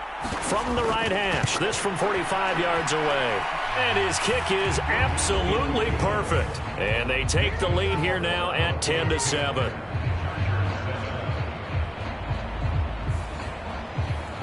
So they get 3, certainly hoping for 6 after a 13-play drive. So you console yourself on defense by saying you did your job, right? If they go 13 plays, you only give up a field goal, you did a nice job there. But here's the other part. 13 plays, you don't force any mistakes, you don't take the ball away. Maybe that's the way they should look at it. The offense for Los Angeles returns to the field. Charles, a very uninspired effort. The last time we saw them out there was a quick 3-and-out, then they punted the football. Yeah, and you never want to get stopped so soundly during a series, but what would be even worse now is letting it happen again right here. They've got to get going. And he gets this one just shy of the 40, down at the 39. Opted to run for it. The decision a good one. Picking up the first, getting 14 yards on the scramble. I can't be sure how much of that was planned pre-snap, but it certainly opens up some avenues for their offense. And if he can stay a threat to break off those kind of runs, it'll pull defenders away from coverage and open up some choice throwing lanes for him moving forward. So from the 39 now, they'll come up on a 1st and 10. On 1st down, Porter. And able to break one tackle, but then quickly brought down. But a nice little gain. 2nd down and 4.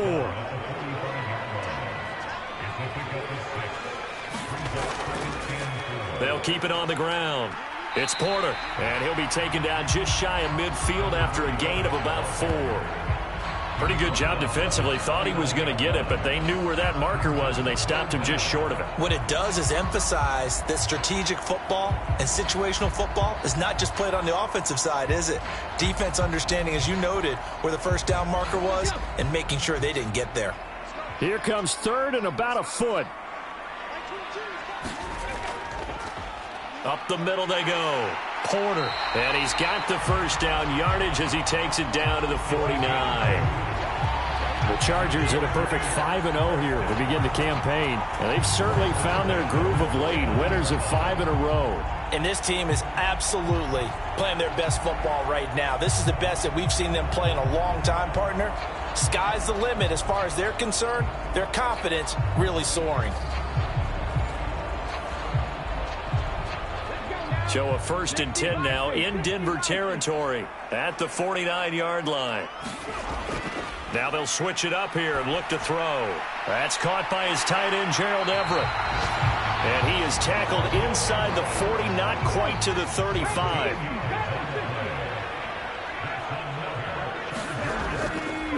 They'll run on 1st down. It's Porter, and he'll lose yardage on the play back at the 37-yard line. He'll lose a yard there, and it's 2nd and 11. This defense has really flown around in the first half. They've gotten to the ball carrier before they can really get started.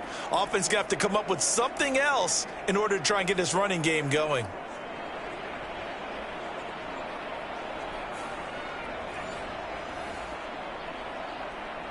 Looking at a 2nd and 11 now after the loss. They're going to look to throw. Pass complete. George Pickens with it. And they'll get 8 out of this before being stopped at the 28. The 8th play of the drive coming up. It's 3rd and 3. Now the man from UTEP, this is Aaron Jones. And he will have the first before he's brought down right on the chalk of the 20. A strong 8 yards will keep this drive rolling.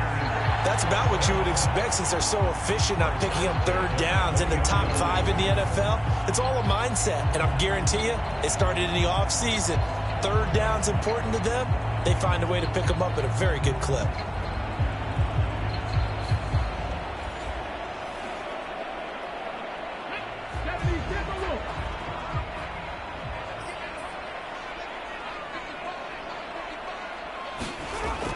Back to throw now on 1st down.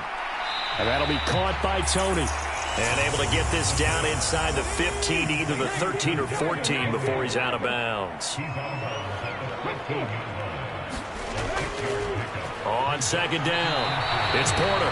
And he stopped after only a yard, taking it down to the 14. They just keep trying, but so far, finding no room for him to run. None whatsoever. In fact, you run the numbers, he's under 3 yards a carry at the moment.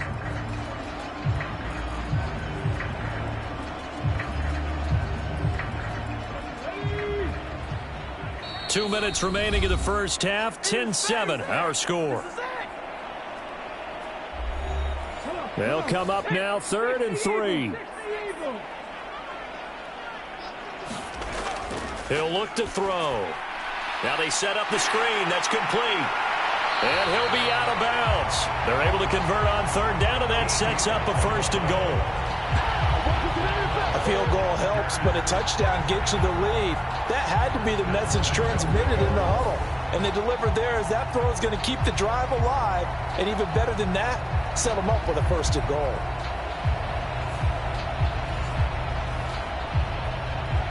So it's 1st and goal and a great opportunity to get that lead back before the break. They'll try to run this one in. And he is going to lose yardage here. That's going to go as a loss of a yard, and it'll be 2nd down. That's a really alert defense there because they saw the heavy look come in from the offense, countered it with extra linebackers who brought a little bit of speed and heft, and able to really make a big-time play for their defense.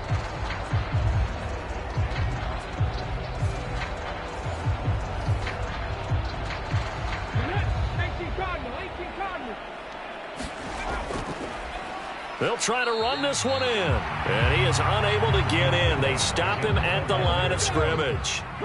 3rd down and goal. This Denver defense trying to hold up for one. And this time he is in. A great effort there. His 7th rushing touchdown on the year. And the Chargers have retaken the lead. So the 2nd down run didn't work. They run it again on 3rd down and get in. I wasn't sure if they might pass it, Charles. We know that they like to mix it up down here around the goal line. Yeah, almost felt like the offensive line said, forget mixing it up. Let's call our favorite running play over our best blockers, and let's get this one in. On for the PAT, Kaimi Fairbairn.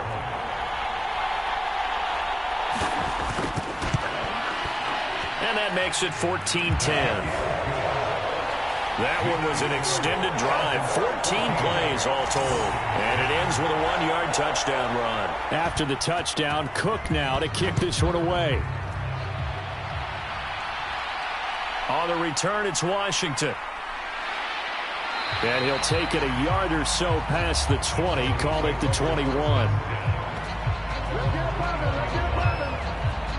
Here's the Denver offense now as they get set to take over here.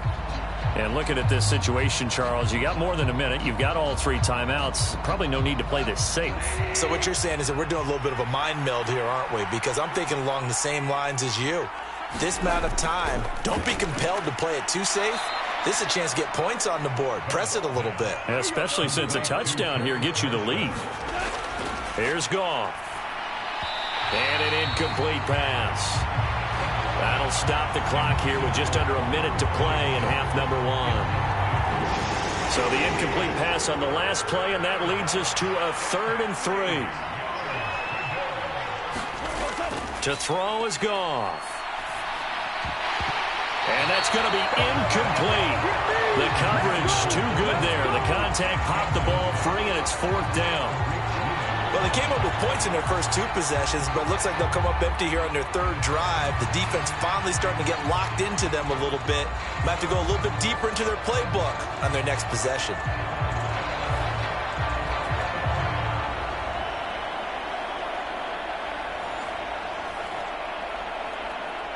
Fourth down, out comes the punter, Drew Chrisman.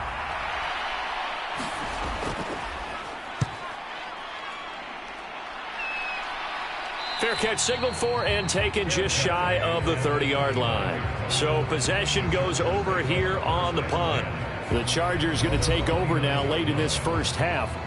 And we'll see how this is played. Offensively, they've got the lead. Not a whole lot of time left. What do you think, Charles? Well, it's tempting to try and add to your lead, but a mistake there, that can change things in a big way. I say go ahead, take the knee, get on out for the half. Throw over the middle, and it's caught by Johnston. And he gets this one just shy of the 40. They'll mark him down at the 39. The Chargers going to signal for the first of their timeouts as they'll stop it with just over 40 seconds to go in the first half. They'll look to throw now on first down. He's got another one to Johnston. Now the Chargers will use the second of their timeouts as the clock will stop with 35 seconds to go in quarter number 2. This 2nd and 4. He'll drop to throw. Pass out left finds Johnston. 7 yards there and a first down. Chargers going to use their 3rd and final timeout. And with halftime on the horizon, they'll be out of timeouts from here forward.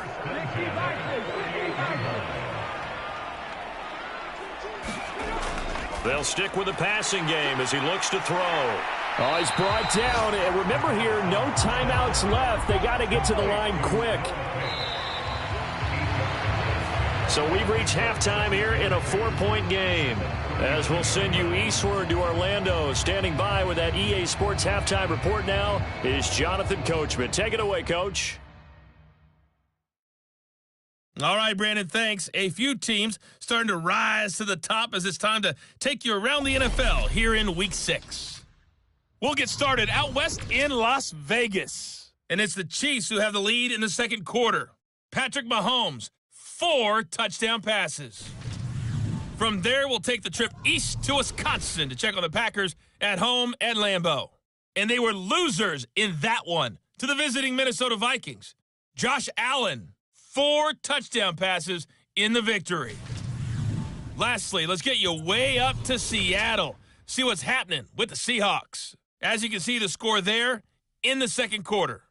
The Bucs locked in a tight one, but this is a game you feel they've got to have.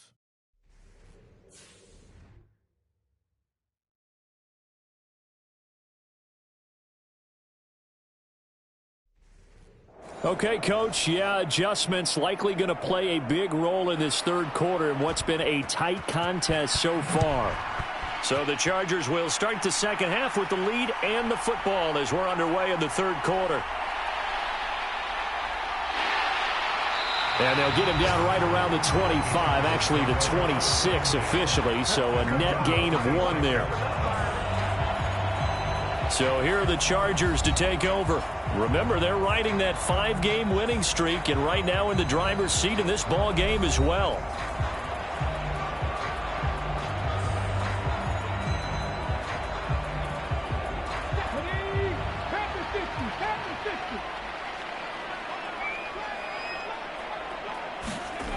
They'll come out throwing here to start the drive. Throw left side, hauled in by Pickens. And he gets this one just shy of the 40, down at the 39. Just his second catch of the game so far. This one moves the chains. So from the 39 now, they'll come up on a 1st and 10. And Johnston sent in motion. They'll get it forward to him on the touch pass. Oh, and that is well read defensively. A great job of setting the edge, and that little touch pass is going to turn into a loss. This defense not fooled one bit on that touch pass. And this has become one of those kind of in vogue plays, you know, kind of like the shuffle pass was a few years ago. This one never got off the ground, but you understand why a lot of teams are running it. These wide receivers, a lot of them, they run like running backs with the ball in their hands.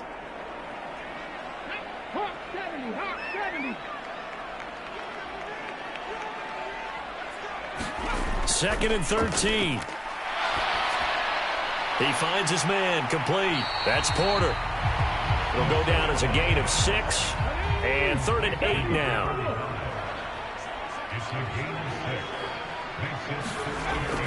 Back to throw again. And he will not be able to hang on through the contact. It's incomplete. The coverage strong, and now it's 4th down. The Cook now on to punt as he gets this one away.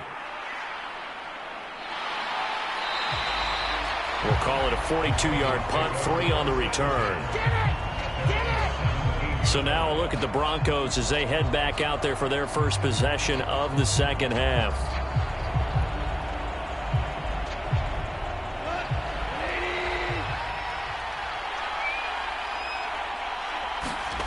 On 1st and 10, Goff. And that's going to be incomplete. Too tough to hold on to that one. It's 2nd down. Goff now to throw. This is swung out to Eckler. And he'll go down just shy of the 25 at the 24-yard line. They get 7 out of that, so they're left with a 3rd and 3. They'll try to pick up the first with Eckler, and they'll take him down at the 31-yard line. It's a 7-yard gain there, and it's good enough to move the chains. Running lanes were at a premium in the first half, but he's able to find some room there, and he's hoping that that's a precursor of a big second half.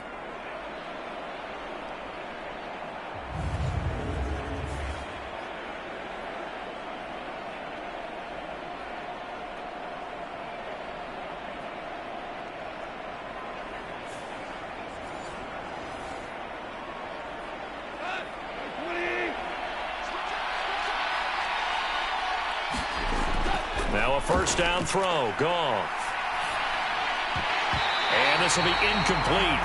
Physical play on the football there, and it's 2nd down.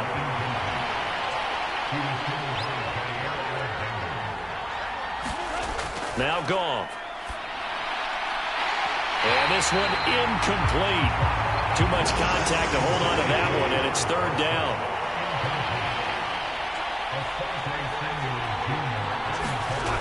Goff. And it's incomplete. Took a shot, couldn't connect. The Broncos send out their punter now as he's on to kick it away.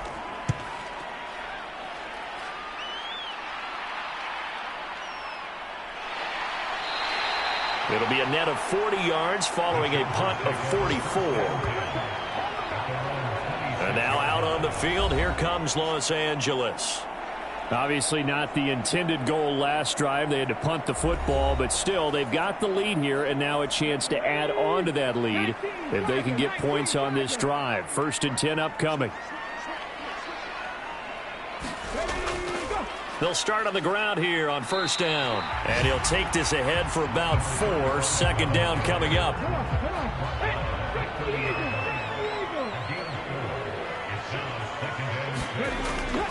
They'll drop to throw. He finds his man, complete. That's Porter. And he'll be brought down shy of the 40 at the 38-yard line. That one a 1st down pickup of 8.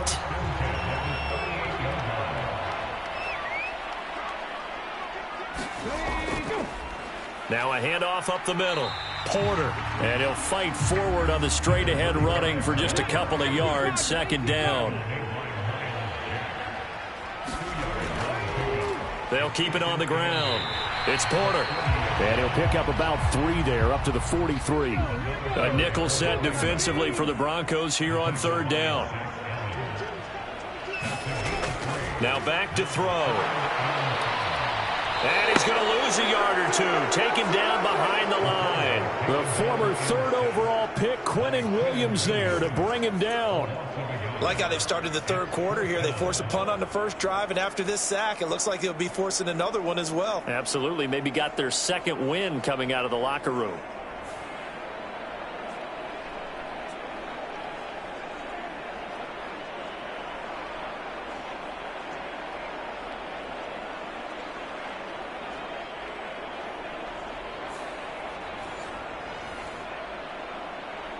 Here's Logan Cook now as he's on to punt for L.A.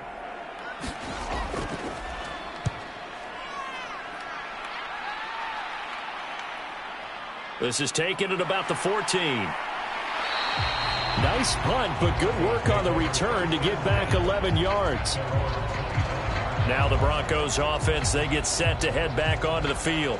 Over on the sideline, hoping to hit that reset button between possessions. Last time out, they had to punt it away. This time, hoping to finish this thing off in the end zone. On first down, it's gone. For Marshall, that's complete. And he's able to get this one up to his 30 before he's out of bounds. Ball on the 30. They'll come up with a 2nd and 5. They'll bring a tight end in motion left. On second down, Williams. And he'll be upended at the 33 following a gain of 3. And guess what? It brings up third down.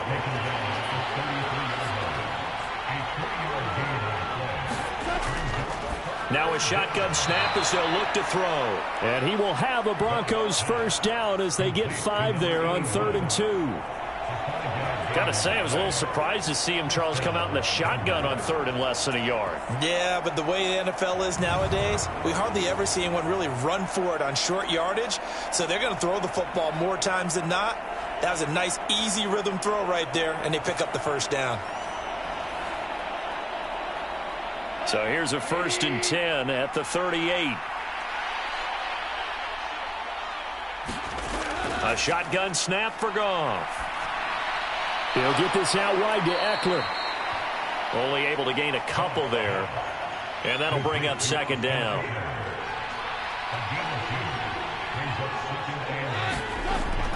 They'll set up to throw. On the screen, this is Eckler. And that play went nowhere. Losing yardage. It'll be back at the 36. It'll be a loss of 2, maybe 3 on the play. And that's going to lead to a 3rd and 12. Time to give a little credit here. That was an excellent read by the guys on the defensive side of the ball. Oh, you're crediting your defense. Got to credit them on that one because they tried to fool them, right? Tried to trick them. Ran a screen, and they went to it and smothered it for a loss of yardage.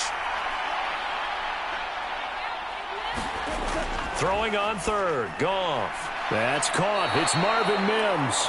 And he's going to be stopped here at the 43, and that is not near enough to pick up the first. So the completion good for 6 yards, and that's going to make it 4th down. Then we got to give a little tip of the cap for the defense there. Zone coverage, locked it in tight, made it really difficult because they tried the crossing route against it, and it worked for a completion, but you have to know where the sticks are on 3rd down. Didn't get beyond them, no pickup. The Broncos send out their punter now as he'll punt it away for the 4th time today.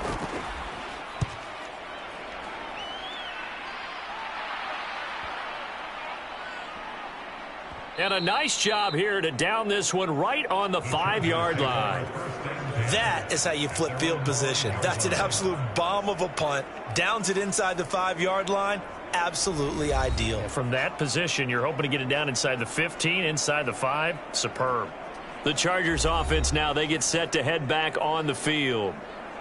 Well, they're going to have to go at least 50, 60 yards here if they want to ensure that they don't have to punt the ball like they did last time. Yeah, so what you're saying is we're not playing to just get out of the shadow of your own goal line, right? You're playing to make sure the punter doesn't see the field again. So it's not picking up a couple of first downs. You want to pick up 5 or 6 first downs and make sure you move the ball into their territory. Able to find a lot of empty space there, picking up the first down and a 21-yard gain. This guy's proven himself to be one of the best in the NFL. He brings an added dimension to their offense with his ability to read defenses and know when he's able to pull it down and take off and go.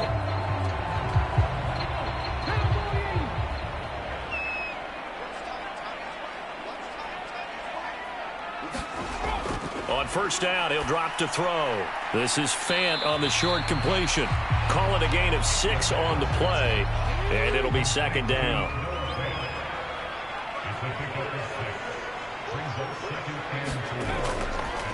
Up the middle they go. Porter. And that's going to be good for a Chargers first down as the tackle made it about the 43-yard line. Yeah, they really needed to get something going, didn't they? They had punted on the last 2 possessions. The running game starting to come to the front for them, providing a nice pickup there to keep this drive going.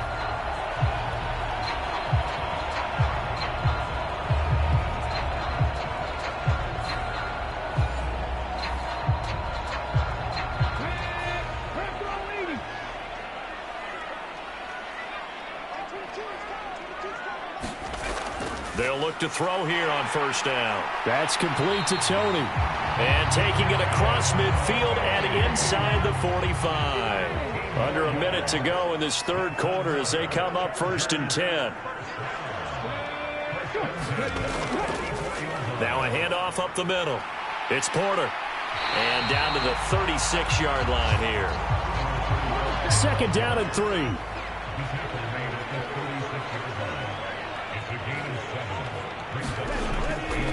On play action, they'll throw. Left side here, that's the tight end Fant. And this is going to be another first down as they'll make the tackle at the Broncos' 18. And as they come to the line, they will not be able to get off another play as time has run out on this third quarter. We'll return with more after this. You're watching the NFL on EA Sports. So signs of life in what's been a dormant offense in this second half. Here's first and 10. And the result here, a pickup of 8. Leaves them with 2 to go on second down. If you can keep getting gains like that, Charles, with the lead here in the fourth quarter, I mean, keep running it, right? No doubt about it, but what the offense coordinator has to do is understand. They're going to continue to stack the line of scrimmage. What runs do you have in your arsenal that'll work against a stacked box and continue to move the ball? So first and goal, 6 points here would go a long way toward wrapping this one up. They'll look to throw. They try to set up the screen. Oh, nearly disaster. But it's incomplete. Not much chance of that working. Almost intercepted. It's second down. Now a handoff running through the middle. And he gets halfway there from the 6 to the 3 on a gain of 3. The recipe's pretty simple, I think, right? Just give your superstar the ball, continue to feed him. Yeah, don't overthink this one, right? Make sure he's touching the football, but you're also counting on his intelligence in playing the game as well. If it's not there, don't force the run. Just make sure you hang on to the football and keep the clock ticking. He'll try again. And not a whole lot there as they'll get him down at about the 2. Only a yard there, so it brings up fourth and goal. This is a long drive offensively. Wouldn't you hate to end this with just 3 points? Doesn't it feel like during a ball game you have certain narratives going on and there's certain drives that seem to take on just a bit more importance than others? This feels like one of those, doesn't it? To me, 3 points here, a major letdown. This is the time to go and put 6 on the board. The kick by Fairbairn is good, and that moves him up by a touchdown now at 17-10. Well, from a defensive perspective, though, I think maybe they're saying, hey, we did what we needed to do, kept this a one-score game. Yeah, without a doubt, because they were able to bleed some time off the clock, right? Put themselves in a good position, but it's not out of reach yet, okay? Being able to hold them to a field goal means that they do have a chance to come back and win this game. Denver's offense now set to go. And right now, these guys, they're shuffling a little bit, maybe doubting, because 3 straight drives have ended with them punting the football away. Yeah, so you start pointing fingers at each other a little bit, asking a lot of questions. What are you seeing? What are you getting? Maybe trying to narrow down your playbook a little bit and maybe get simpler rather than more complex in order to try and fashion together a drive. Ball at the 26, 2nd and 7.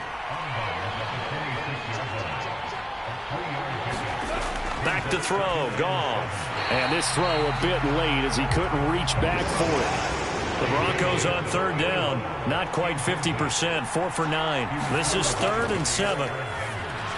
Campbell making the catch. And he'll be taken down, but he does have 1st down yardage. They get 9 out of that one, and as a result, the drive continues. That's not the first time they've looked his way when they've needed a big play. He's been the go-to guy all game long. And they get the hook up again on 3rd down to keep this drive alive.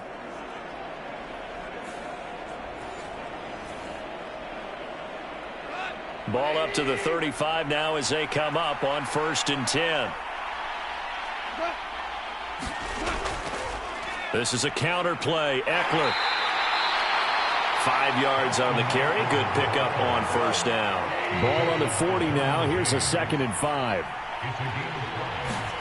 Goff now looking to throw. That'll go as a loss of 9, and it leads to 3rd down.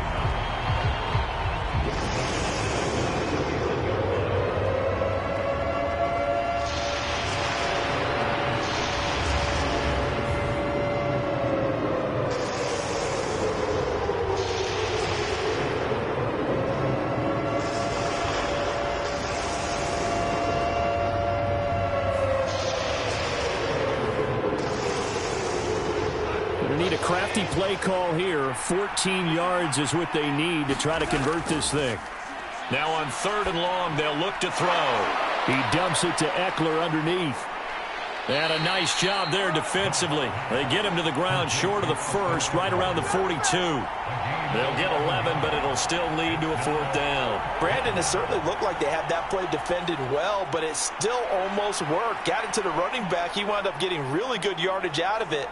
But it was 3rd and long, and they were able to rally and stop him before he could get to the marker.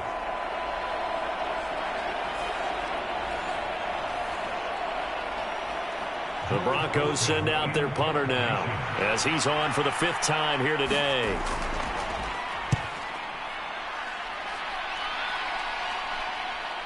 This will be fielded at the 17. It'll be 37 yards there on the punt, and out will come the offense as they take over. And the L.A. offense ready for this next possession. Their drive last time, it stalled out. They were forced to take the short field goal. And the key phrase, you nailed it, forced to, because you know coaches look at these short field goals as a last resort, right? To them, that's not how drives are supposed to end. You're supposed to put 6 on the board. That's a consolation prize, like going to the county fair.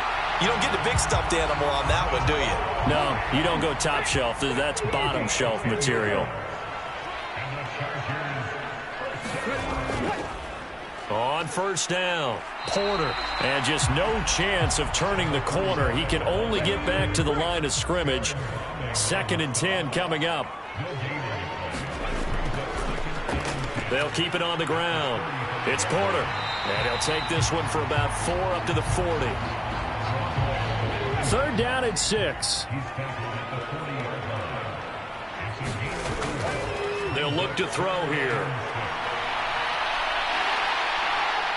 And he will slide to a stop. He does have the 1st down. It'll be a pickup of 16 and a Charger 1st. That is an absolute backbreaker. That was a design passing play. Wasn't a draw. You think you got him stopped, good coverage downfield, and he's able to pick up the 1st with his legs. Defensively, that kicks into your psyche and hurts a little bit, doesn't it? It certainly does. And here's the thing. Anytime you give up a 1st down, it hurts you psychologically, but it hurts more when they get it this way because you've covered everything. He didn't have any place to throw the football. He takes off running and picks it up anyway, and now you have to stay on the field for an extra set of downs. And really could have used that stop trailing here in the 4th. If nothing else, they've already taken a couple minutes off the clock here already as they come up second down. Oh, they're going to run a little pop pass here. And he'll work it inside the 30 to the 29-yard line.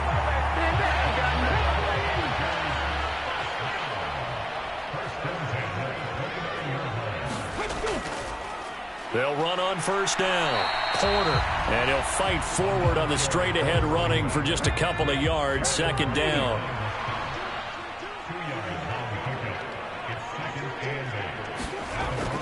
Back to the ground, this time with Jones. Give him 3 on the run there. Now they're looking at a 3rd and about 5.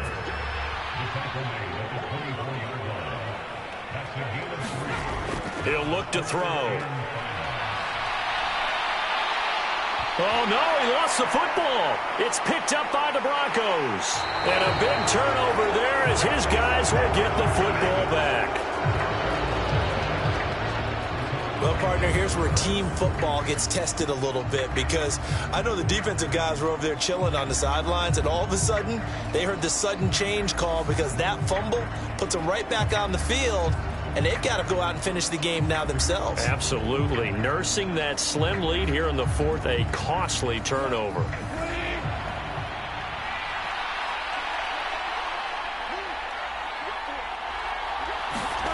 Following the fumble recovery, Goff. Catch made here by Campbell. And he's got it past the 30 before he's hit and dropped. That's a good way to start the drive. 17 yards and a first down. I like the design that we're seeing right there. This is what they need. Down by a touchdown here in the 4th. They just need to keep working their way downfield. And when they see openings, take their shots. Line of scrimmage, the 31 now on 1st and 10. Now Goff. Oh, he's hit. He lost the football. Put it on the carpet. And picked up by the Chargers. And his guys are going to get the football at the 37-yard line. We have seen this before, and we know coaches preach about this and work on it all the time. Catch the ball. You know there's going to be some traffic somewhere. They've got to put it away and secure it as they try and get downfield.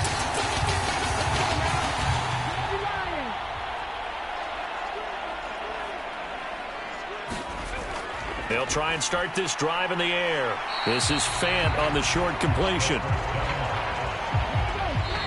4th quarter, down to the final 2 minutes, and we've got a one-score game. So it's Charger football as we welcome you back from the 2-minute warning. They've got a second down now as they search for a way to get this one to the finish line. And not much running room. Down to the 32. And now right out of the 2-minute break, we'll get a timeout used defensively with 1:56 to go. Now, this is a big 3rd down, and you'd have to think we'd see a timeout right away if they can't stop him here. This is Fant on the short completion. And I don't think he got there, no. He's short by maybe a foot, maybe. Call it 4th and inches. So a big one coming here for Ka'imi Fairbairn. This to perhaps salt this one away. The kick by Fairbairn is good. And they double him up here. That makes our score 20-10.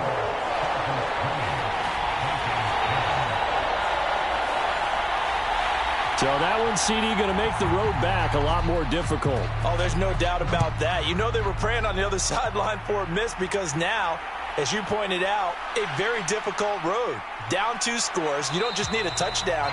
You need a chain of events to go your way. You've got to score, somehow get the ball back, and score again. The odds of that happening, not great in your favor. So Jared Goff in the offense. Down 20-10. 1:44 to go.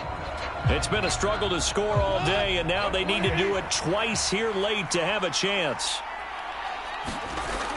Goff now to throw. And the Chargers rush is going to get there. Down he goes. Here's second down. Now Goff. And that's going to be incomplete. Good effort there trying to take a shot, but it's 3rd down.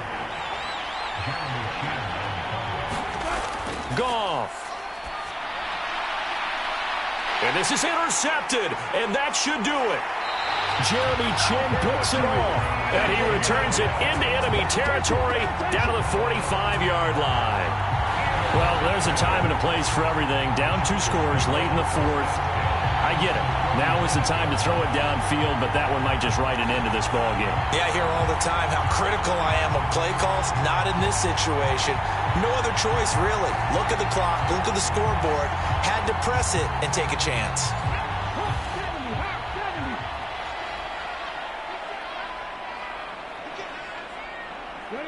The D can only stop it one more time as they take the knee. Now the Broncos will use their 3rd and final timeout as they'll talk things over prior to this upcoming 2nd down play.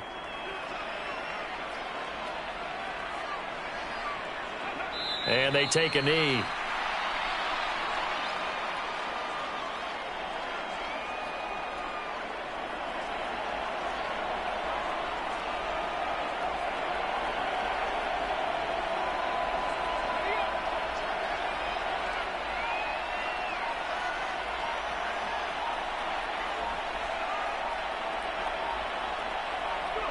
They'll go ahead and take the knee here, and the unbeaten season will continue. Here's Logan Cook now as he's on to punt for L.A.